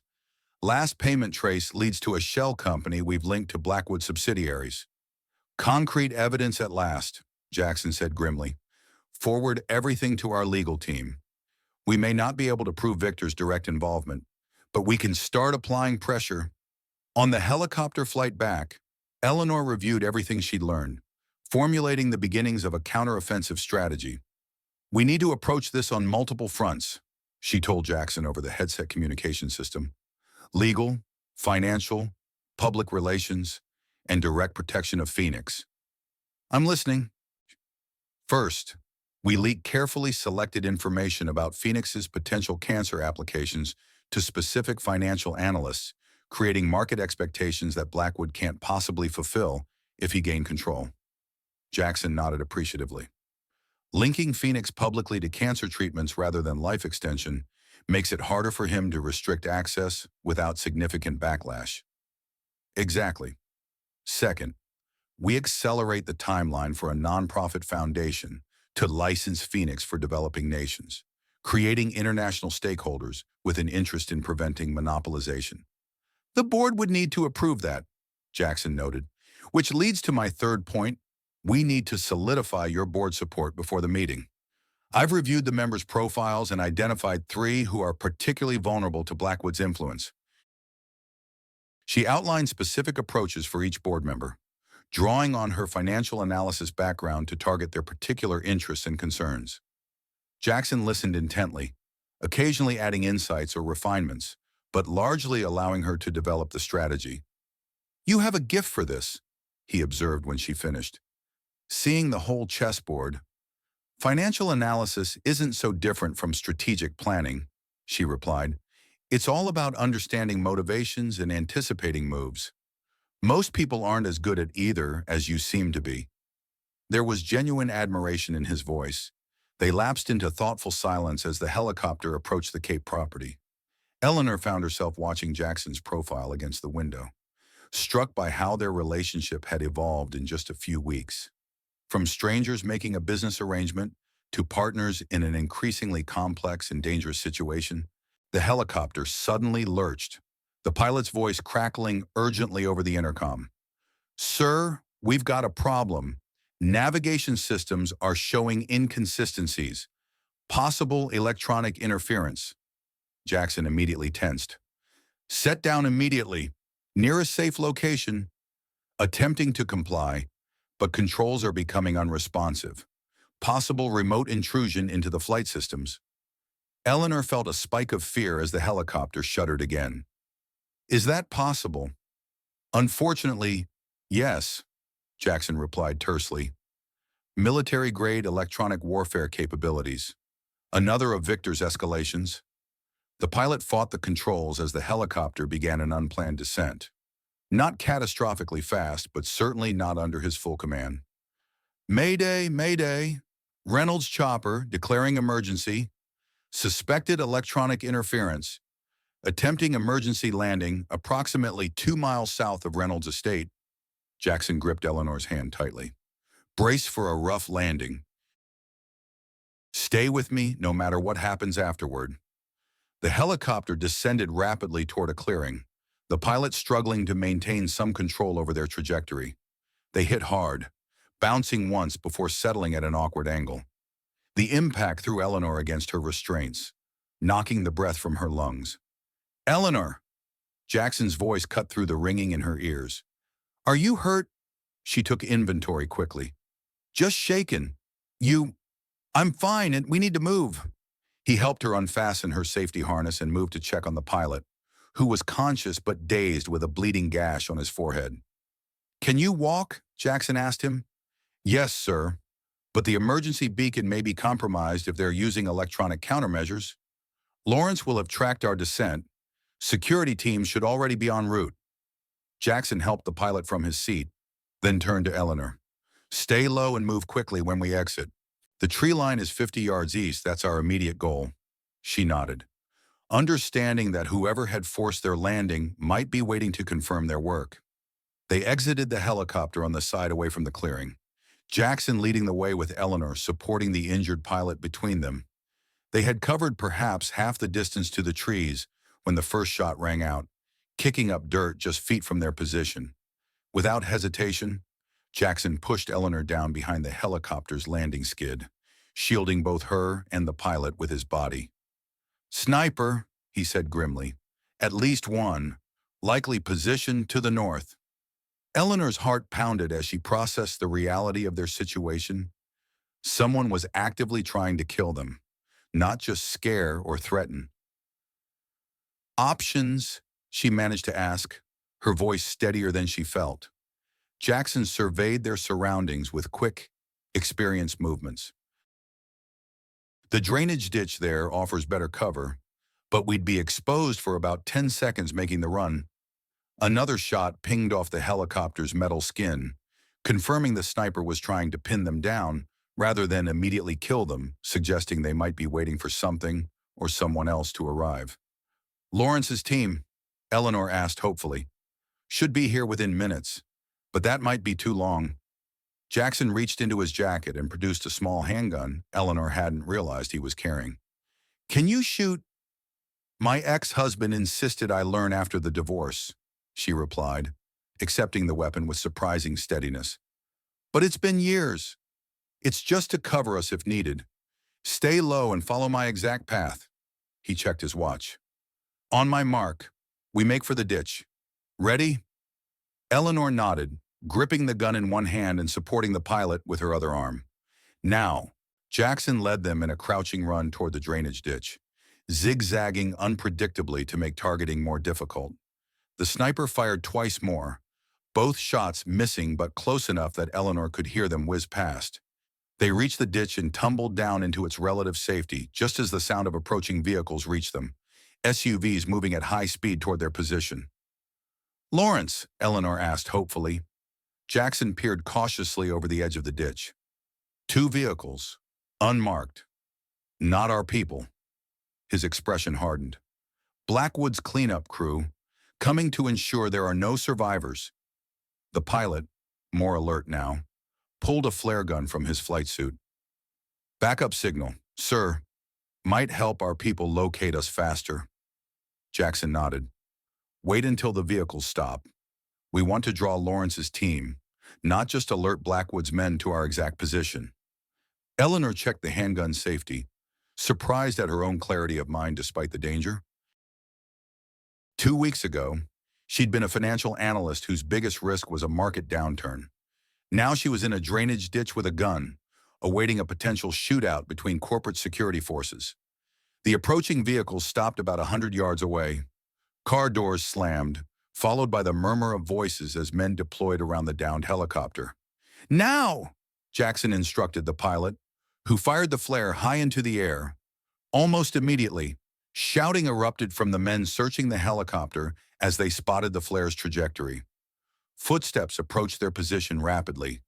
Stay down, Jackson whispered, positioning himself to defend their location if necessary. The standoff was interrupted by the distant sound of helicopter rotors, multiple aircraft approaching fast from the direction of the Reynolds estate. Lawrence, Jackson confirmed, relief evident in his voice. Hold position. Help is coming. The approaching footsteps hesitated, then retreated as Blackwood's men apparently recognized they were about to be outmatched. Engines started, and the vehicles peeled away just as two security helicopters appeared overhead, one landing while the other pursued the fleeing SUVs. Lawrence himself jumped from the landed helicopter with a tactical team, securing the area before approaching their position.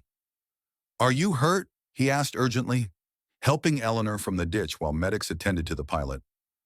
We're okay, she assured him, though her hands now trembled with delayed reaction to the danger. They forced the helicopter down somehow. Electronic warfare package, Lawrence confirmed grimly. Military grade. We've detected residual signatures. This was a coordinated assassination attempt. Jackson, emerging from the ditch, looked grimmer than Eleanor had ever seen him. Victor has crossed a line. This ends now. In the helicopter returning them to the estate, Eleanor found herself processing the reality that someone had just tried to kill her, not as collateral damage in an attempt on Jackson, but as a direct target in her own right. Her role as Jackson's wife had made her a primary target in Blackwood's escalating campaign. You're very calm, Jackson observed quietly, studying her. Delayed shock, probably, she admitted. It hasn't fully registered yet. For someone who was just shot at for the first time, you performed admirably. His hand covered hers briefly. Thank you for keeping your head. The simple gesture of support touched her more deeply than she expected. What happens now? Jackson's expression was resolute. We implement your strategy immediately, and we add one more element, direct confrontation. It's time I spoke with Victor face to face. Is that wise? Eleanor questioned. He just tried to have us killed. Precisely why it's necessary. Victor expects me to go to ground, to focus entirely on defense. Jackson's eyes held a determined gleam.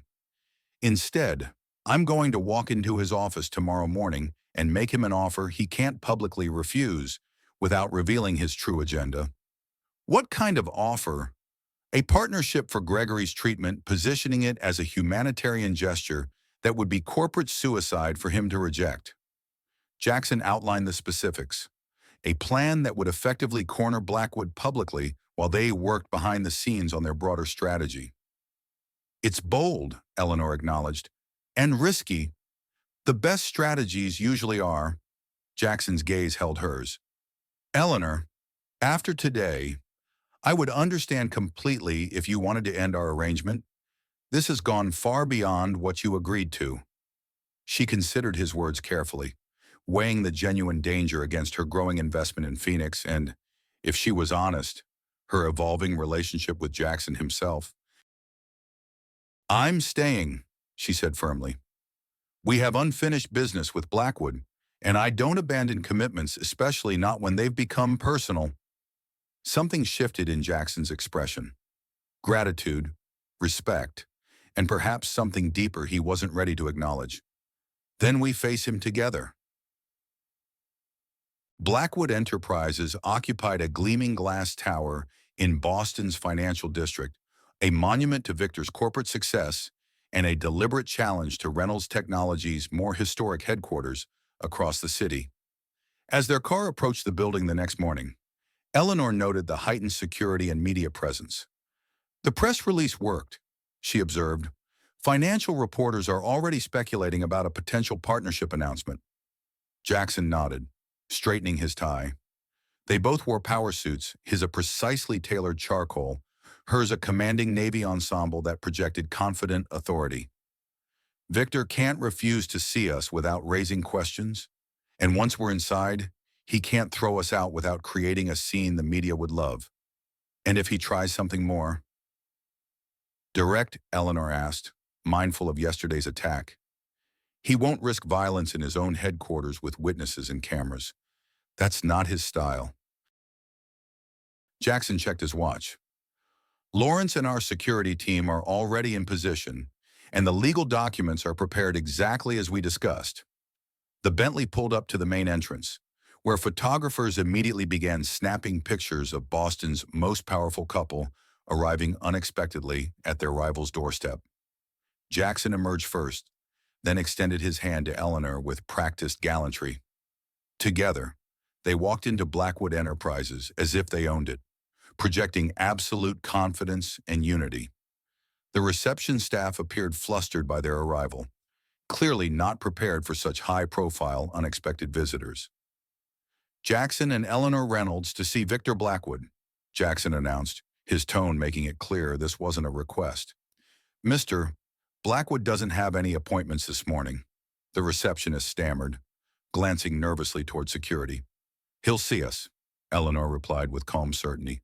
"Please inform him we're here regarding a joint announcement about the Phoenix project and his son's treatment options." The mention of Gregory had the desired effect. Within minutes, they were being escorted to the executive floor by an increasingly anxious assistant. The whispers and stares that followed them through the building confirmed their strategic assessment. No one had expected this bold move. Victor Blackwood was waiting in his office, standing behind his desk as if prepared for battle. At 65, he remained an imposing figure, tall and distinguished with perfectly groomed white hair and the bearing of a man accustomed to deference. Only the tightness around his eyes betrayed his shock and anger at their appearance. "Jack, Mrs. Reynolds." His voice was controlled but cold. "This is unexpected." "Is it?" Jackson replied evenly. "After yesterday's unfortunate helicopter incident, I thought direct communication might be more efficient than trading long-distance unpleasantries." Victor's expression remained impassive. "I heard about your emergency landing. Mechanical failures can be so unpredictable. I'm glad you both survived." "As were the snipers waiting to confirm the kill," Eleanor added pleasantly. "Though I imagine they reported their disappointment." A flicker of surprise crossed Victor's face at her direct approach. "I have no idea what you're implying, Mrs. Reynolds. Perhaps the stress of your hasty marriage is affecting your judgment." Jackson placed a leather portfolio on Victor's desk. "We're not here to trade accusations, Victor. We're here to offer you what you've always wanted: access to Phoenix for Gregory." That caught Victor off guard. His composed facade faltered momentarily as he stared at the portfolio without touching it. "What game are you playing, Jack?" "No game. A legitimate offer." Jackson opened the portfolio, revealing legal documents. "Phoenix is entering human trials soon. We're prepared to prioritize Gregory's case, with full approval from our Medical Ethics Board and FDA fast-track consideration." Victor's hand moved toward the documents, then hesitated. "Why would you suddenly offer this after refusing for years?" "Because the technology is finally ready," Eleanor answered. "And because continuing our corporate war puts both Phoenix and Gregory at risk. Neither of us wants that." She could see the calculations running behind Victor's eyes, assessing whether this was a trap, wondering what Jackson's true motivation might be. The mention of his son had clearly struck home in a way nothing else could have. "What's the catch?" he finally asked, his voice slightly less hostile. "3 conditions," Jackson replied. "First, you cease all attempts to acquire or compromise Phoenix technology. Second, You support our proposal for a nonprofit global licensing structure that ensures the treatments remain accessible to all income levels. Victor's eyes narrowed. And the third condition, you publicly acknowledge your role in destabilizing our helicopter yesterday and attempting to eliminate us afterward. The office went deadly silent. Victor's expression hardened to granite. You're insane if you think I'd admit to something I had nothing to do with. We have evidence. Victor, Jackson's voice remained calm. The electronic warfare signature, the shell companies that paid the contractors, the sniper's identity. Circumstantial at best, Victor dismissed. Certainly nothing that would stand up in court.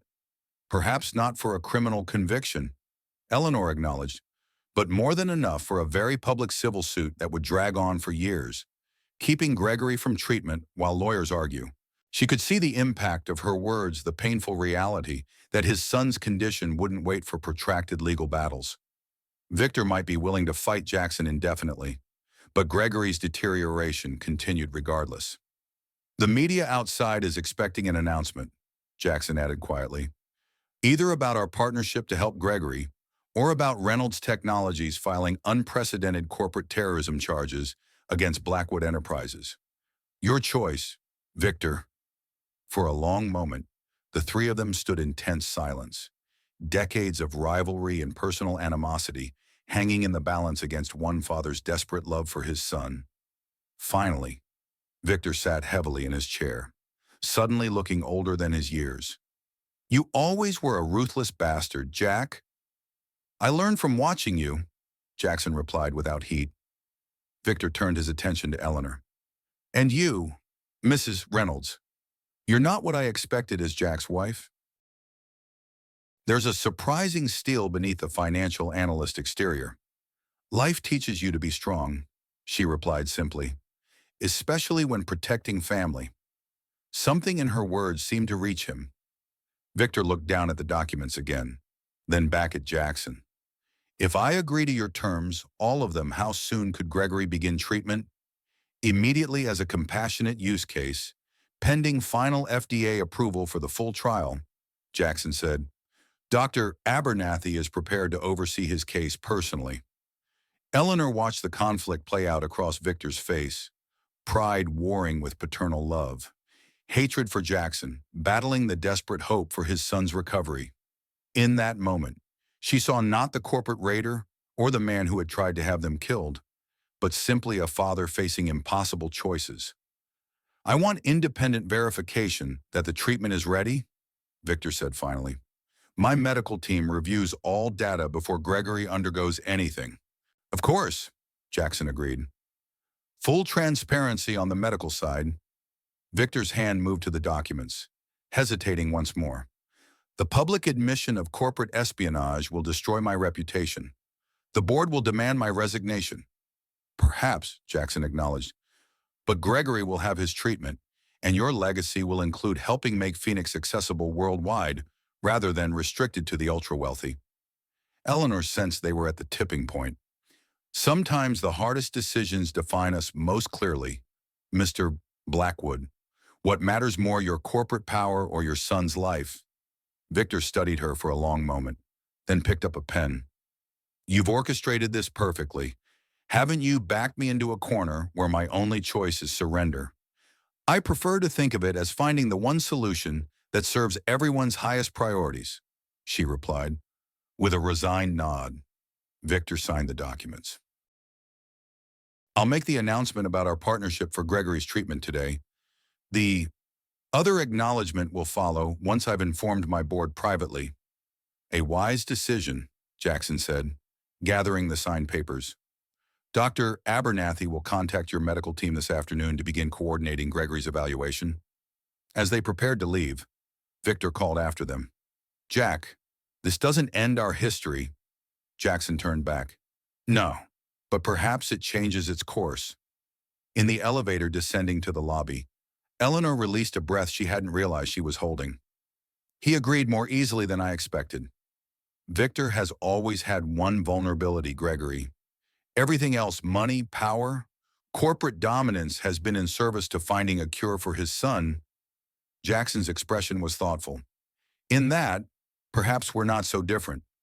Except you want Phoenix to help everyone, not just those you personally care about. Eleanor pointed out, that's a significant distinction. Jackson glanced at her with something like surprise. You see the best in people, even me. That's an unusual quality in our circles. I see people clearly, she corrected. The good and the bad. You're a complicated man, Jackson Reynolds, but your commitment to Phoenix's broader mission is genuine. Before he could respond, the elevator reached the lobby. They stepped out together to face the waiting media, Jackson's hand resting lightly at the small of her back in what had become a familiar gesture of support.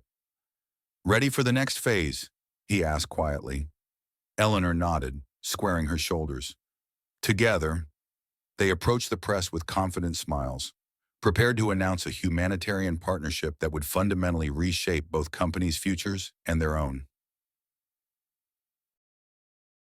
The media explosion following their announcement was immediate and far-reaching. Financial analysts scrambled to assess the implications of Reynolds Technologies and Blackwood Enterprises collaborating on breakthrough medical technology. Healthcare advocates celebrated the commitment to global accessibility, and speculation ran rampant about what had prompted this unexpected partnership between longtime rivals. Eleanor watched the coverage from Jackson's study at the Cape House, monitoring market reactions and public sentiment. Reynolds stock is up 12%, she reported. Blackwood is more mixed up initially on the Phoenix news, but starting to decline as rumors circulate about Victor's potential legal issues. Jackson nodded, reviewing his own reports. Victor has called an emergency board meeting for tomorrow. Lawrence's sources say he'll make a full disclosure about the corporate espionage activities, positioning it as the actions of overzealous subordinates that he should have supervised more closely. Will the board accept that? Eleanor asked. They'll have little choice in the short term. The partnership announcement created too much positive momentum to disrupt immediately. Jackson set aside his tablet. But long-term, Victor's position is weakened. He'll likely transition to a chairman role within the year, maintaining influence but losing direct operational control.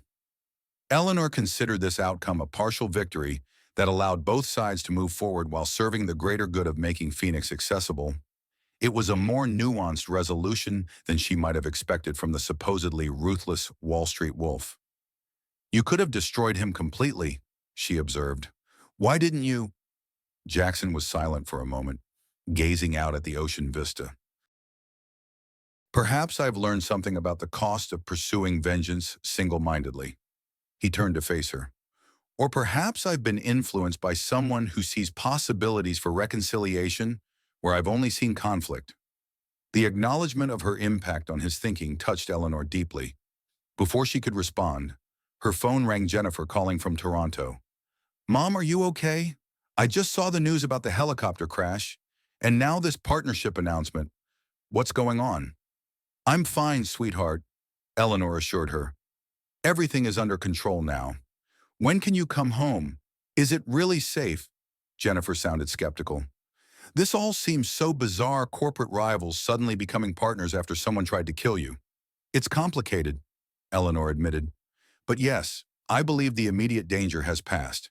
Jackson and Mr. Blackwood have reached an understanding. After further reassurances, Jennifer agreed to return in 2 days, though she remained obviously concerned about her mother's involvement in what the media was calling the corporate negotiation of the decade. When Eleanor ended the call, she found Jackson watching her with an unreadable expression. You didn't tell her about the sniper, he observed. She's worried enough already. Eleanor sighed. Sometimes being a parent means filtering the most frightening details. A lesson Victor and I both learned the hard way. Jackson hesitated and then asked, Would you join me for a walk on the beach? There's something I'd like to discuss away from phones and computers. Curious, Eleanor agreed. They made their way down a private path to the shore, where the October wind whipped the Atlantic into white-capped waves. Walking along the water's edge, Eleanor felt a strange sense of transition, as if they were crossing some invisible boundary in their relationship. I've been thinking about our arrangement, Jackson began after they'd walked in companionable silence for several minutes. The 6-month contract, Eleanor nodded.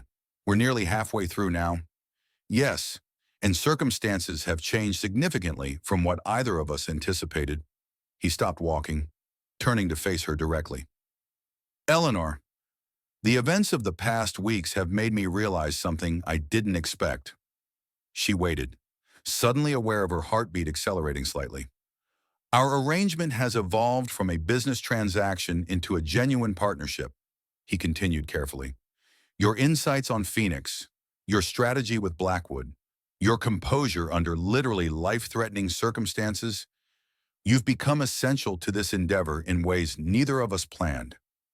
I've found the work meaningful, she acknowledged, more significant than anything in my consulting career.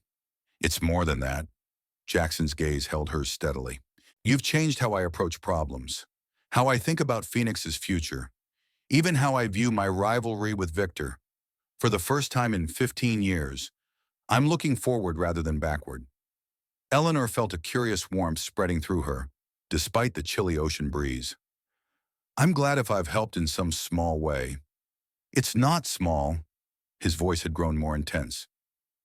Eleanor, I'd like to propose an amendment to our original agreement. She tensed slightly, uncertain what to expect. What kind of amendment? An indefinite extension? He said simply.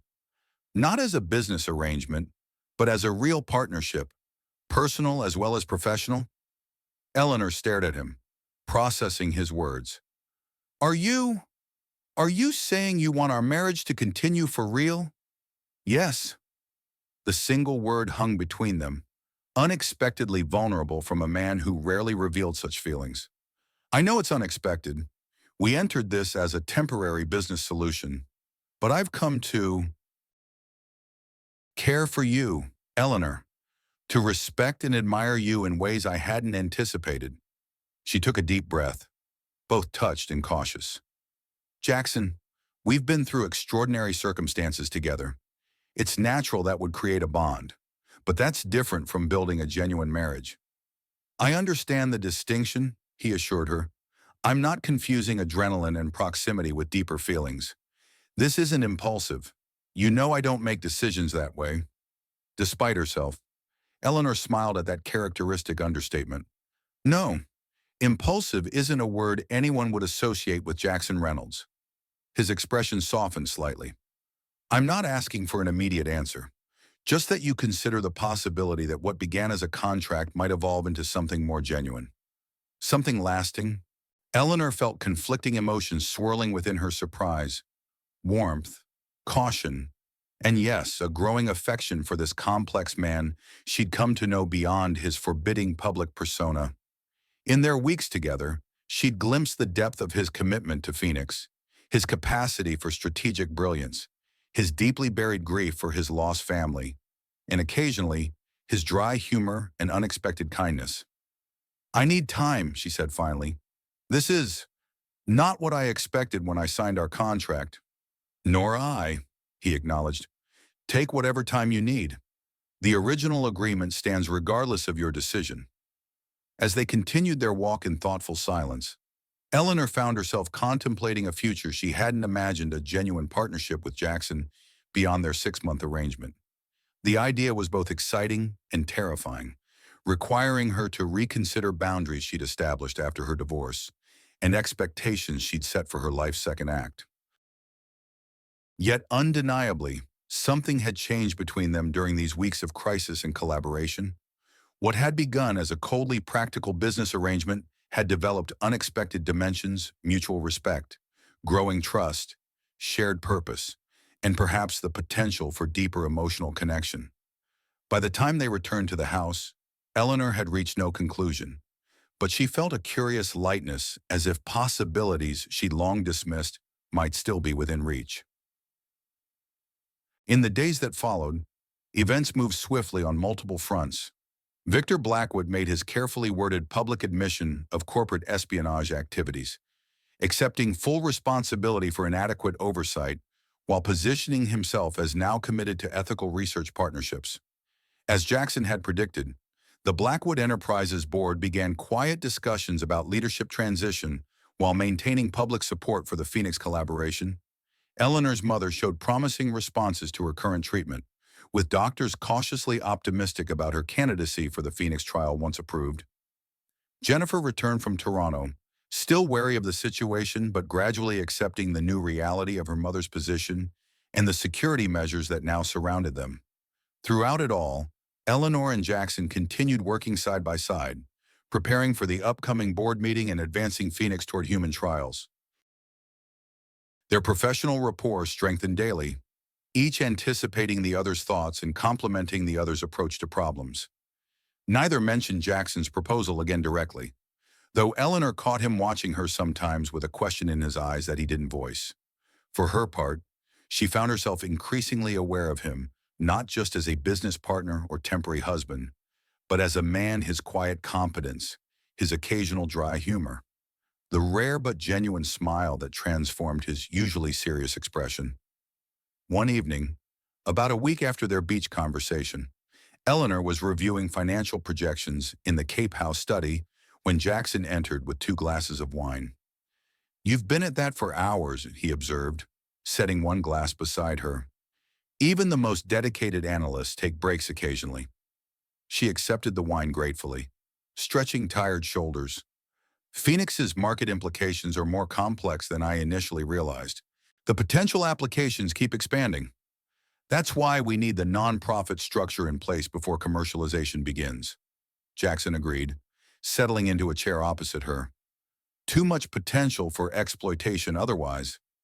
They discussed various aspects of the project comfortably, their conversation flowing easily between technical details and broader implications. It struck Eleanor how natural this had become, these evening discussions, where they built on each other's ideas, challenging and refining their shared vision for Phoenix. A comfortable silence fell between them, broken when Jackson asked, "Have you thought any more about what we discussed on the beach?" Eleanor met his gaze directly. "Yes, I've thought about little else, actually." "And?"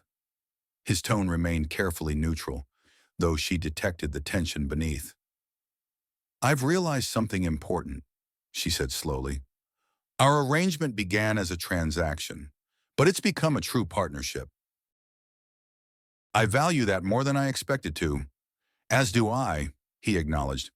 "But partnership isn't the same as love." "Jackson," she held his gaze steadily, "if we're considering a real marriage, I need to know that's what you're actually seeking, not just an extension of our effective working relationship." For a moment, Jackson looked almost vulnerable, an expression she'd rarely seen on his usually controlled features. "I understand your caution. My track record with expressing emotions isn't exactly impressive." "It's not about expression," Eleanor clarified gently. "It's about knowing your own heart.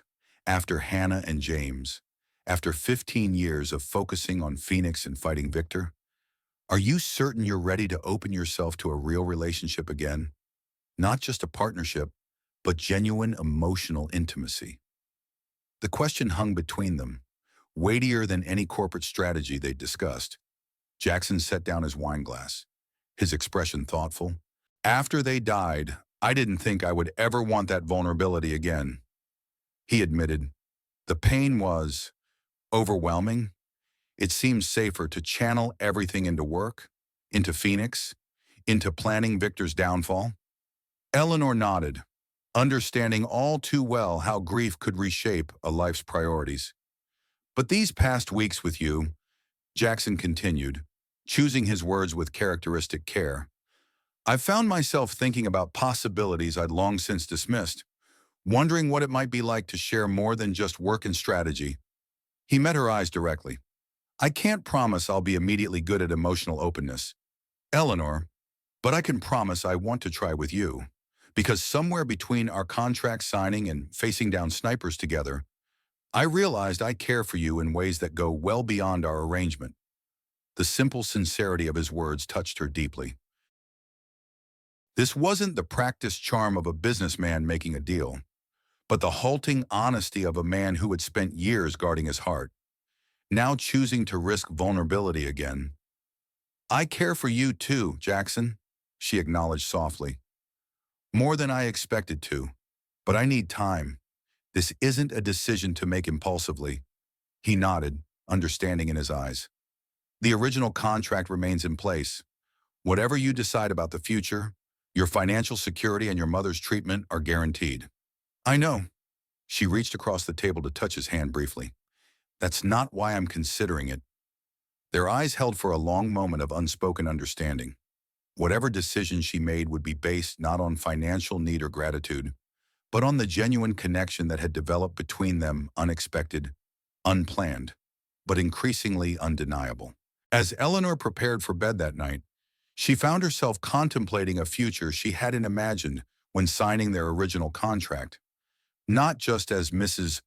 Reynolds in name and legal status, but in genuine partnership with a man whose complexities she was only beginning to fully appreciate. The decision wasn't simple. There were practical considerations: Jennifer's feelings, her mother's ongoing treatment, her own professional identity.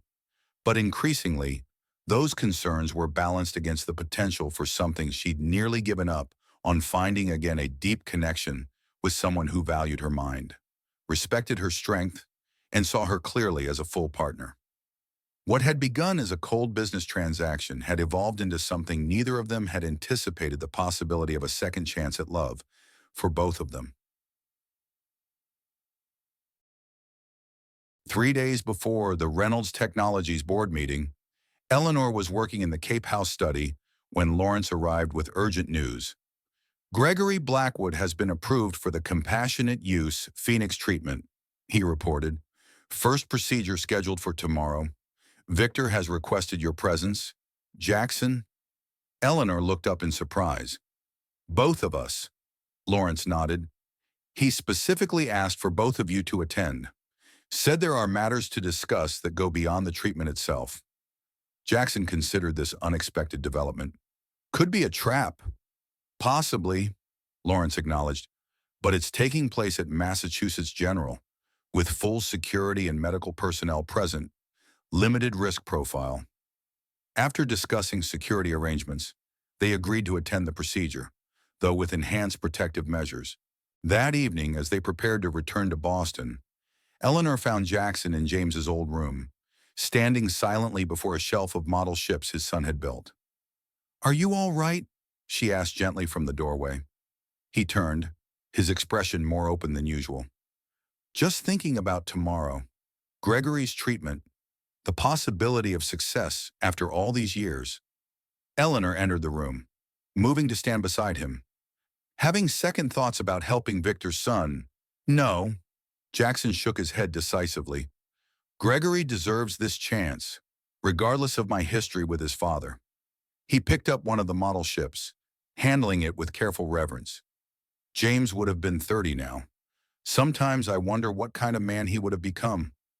The rare mention of his son created an intimate moment between them, Jackson sharing a piece of his most closely guarded grief. Tell me about him, Eleanor requested softly. For a moment, she thought he might retreat behind his usual reserve. Instead, Jackson began speaking, hesitantly at first, then with growing warmth as memories surfaced. He told her about James's passion for sailing, his quick mind and quicker laughter, his dreams of becoming a marine biologist. As he spoke, Eleanor glimpsed the father Jackson had been patient, proud, fully engaged in his son's life in ways that contradicted his reputation as a coldly driven businessman. This was yet another layer to the complex man she'd come to know: the loving father whose warmth and capacity for joy had been buried beneath grief and purpose for 15 years. When he finally fell silent, Eleanor reached for his hand, squeezing it gently. Thank you for sharing him with me. Jackson's fingers tightened around hers. Thank you for asking. Most people avoid mentioning them, as if Hannah and James might cease to exist entirely if acknowledged. They're part of who you are, Eleanor said simply. Just as my experiences with Jennifer and my ex-husband shaped me. We're all composed of our histories, the joyful parts and the painful ones. He studied her face with newfound appreciation. You understand that better than most. Perhaps because I've had my own losses, though different from yours. She maintained her gentle hold on his hand. Jackson, whatever happens between us going forward, I want you to know I'm grateful for these weeks, for seeing the man behind the Wall Street wolf reputation. Something shifted in his expression, a softening, a vulnerability rarely revealed. Eleanor, before he could continue, Lawrence knocked at the open door. Secure line from Dr. Abernathy, sir. Final preparations for tomorrow's procedure. The moment broke, but something had changed between them, another layer of understanding. Another step toward the deeper connection they were both cautiously exploring. The next morning, they arrived at Massachusetts General Hospital amid tight security. Gregory Blackwood had been transferred from Switzerland the previous week, and Eleanor had glimpsed his medical reports documenting a brilliant young man whose body and mind were being progressively stolen by an implacable genetic disorder.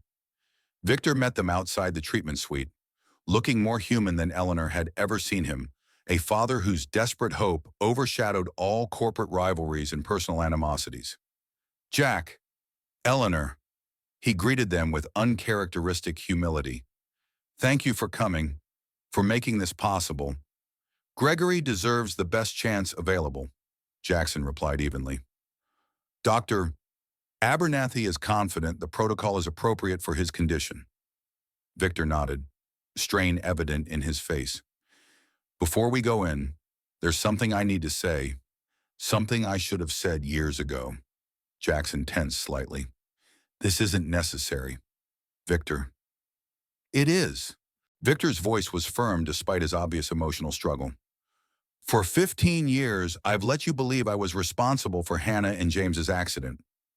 Eleanor felt Jackson go completely still beside her. The truth is, I did call Hannah that day, Victor continued. I did try to pressure her about the defense contract, but Jack, I never intended. He took a deep breath. It was truly an accident, a terrible, tragic accident that I would give anything to undo. Jackson's face had gone pale, his expression unreadable. Why tell me this now, after all these years?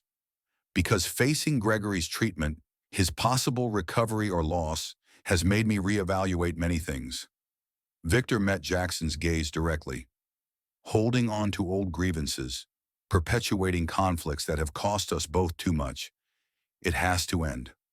Jack, for Gregory's sake, for Phoenix, for whatever time we both have left. The tension in the corridor was palpable as Jackson absorbed Victor's words. Eleanor stood silently supportive beside him, recognizing the monumental internal struggle taking place 15 years of carefully nurtured certainty about Victor's culpability, now challenged by this unexpected admission. I need to see Gregory, Jackson said finally, neither accepting nor rejecting Victor's olive branch. The procedure should begin on schedule. Victor nodded, accepting the deflection. As they entered the treatment suite, Eleanor caught Jackson's eye briefly, a silent communication of support without pressure. Whatever he decided about Victor's overture, she would stand with him. Gregory Blackwood lay in the specialized treatment chamber, a once robust young man now thin and fragile from his disease's progression. Yet his eyes were alert and intelligent as they entered, studying each of them with obvious curiosity. You must be the famous Jackson Reynolds, he said, his voice slightly slurred but articulate.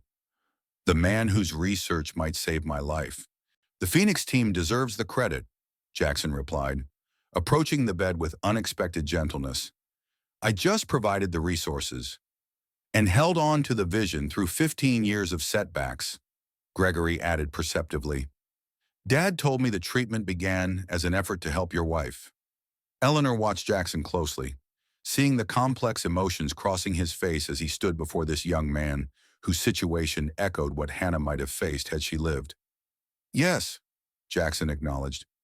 Though it's evolved considerably since then I hope I can help honor her memory by demonstrating its effectiveness, Gregory said with simple sincerity, and perhaps help others like me in the process.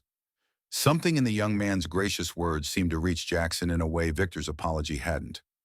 A subtle shift in his posture, a softening around his eyes, small signs Eleanor had learned to read during their weeks together. As the medical team prepared for the procedure, Eleanor, Jackson, and Victor moved to the observation room. The atmosphere remained tense, but the shared focus on Gregory's treatment created a temporary truce. Dr. Abernathy joined them, reviewing the protocol one final time. The initial treatment will take approximately 4 hours. We should see preliminary cellular response within 24 to 48 hours, though meaningful functional improvements would take longer. And the risks? Victor asked tensely. We've mitigated the known risks based on our animal trials, but this is first in human, she reminded them. There are always unknowns. As the procedure began, Eleanor found herself standing between these two longtime adversaries, watching as the fruit of Jackson's 15-year quest was finally applied to help the son of the man he'd believed responsible for his family's deaths. The irony and poignancy of the moment wasn't lost on any of them. Hours passed in tense vigilance. Victor paced restlessly while Jackson remained still, his focus absolute as he monitored every aspect of the treatment. Eleanor moved between them, offering quiet support to both a bridge between rival forces now tentatively united in hope for Gregory's recovery. When the procedure finally concluded, Gregory was moved to a recovery suite for monitoring. Initial readings showed the Phoenix compounds functioning as designed, with no immediate adverse reactions, a promising start, though far from a confirmed success. As evening approached, Eleanor found Jackson alone in a small waiting area, staring out the window at the Boston skyline, illuminated by sunset. You should rest, she suggested gently. The monitoring will continue through the night. I need to be here, he replied, to see this through. She understood his need to witness this culmination of his life's work. What Victor said earlier about Hannah and James. Jackson's expression tightened. 15 years of believing he was responsible, of channeling grief into determination to make him pay. It's not easy to let go of that certainty. Do you think he was telling the truth? Eleanor asked carefully. I don't know. He turned from the window to face her fully. But watching Gregory today, seeing what Phoenix might actually accomplish, perhaps it matters less than I thought. The admission represented a profound shift, not forgiveness exactly, but a willingness to prioritize Phoenix's future potential over past grievances. What happens now, she asked, with Victor, with Phoenix, with the board meeting? We proceed as planned. The partnership continues regardless of Gregory's outcome. Phoenix moves toward broader human trials. Jackson's expression softened slightly. As for Victor and me, perhaps we've both carried our burdens long enough. Eleanor nodded, sensing that something fundamental had changed for Jackson today. Watching the treatment he'd developed for Hannah being used to help Victor's son had created a kind of symmetry, a closing of a painful circle. And us, she asked quietly. What happens with us? Jackson? He stepped closer, his eyes holding hers with uncharacteristic openness. That depends entirely on you. Eleanor, my feelings haven't changed. If anything, these past days have only confirmed what I've come to believe, that what began as a contract has become the most meaningful relationship in my life. Her heart quickened at his words, at the genuine emotion now visible in this usually guarded man. I've been thinking about your proposal, she admitted, about extending our arrangement indefinitely, making it real. And the single word carried a wealth of carefully controlled hope. Eleanor took a deep breath, suddenly certain of her decision. I'd like to try, not as a business arrangement or strategic partnership, but as two people building something genuine together. The smile that transformed Jackson's face was unlike any she'd seen before, unguarded, joyful, years dropping away as hope replaced the grief that had defined him for so long. Are you certain? He asked, taking her hands in his. I'm not an easy man.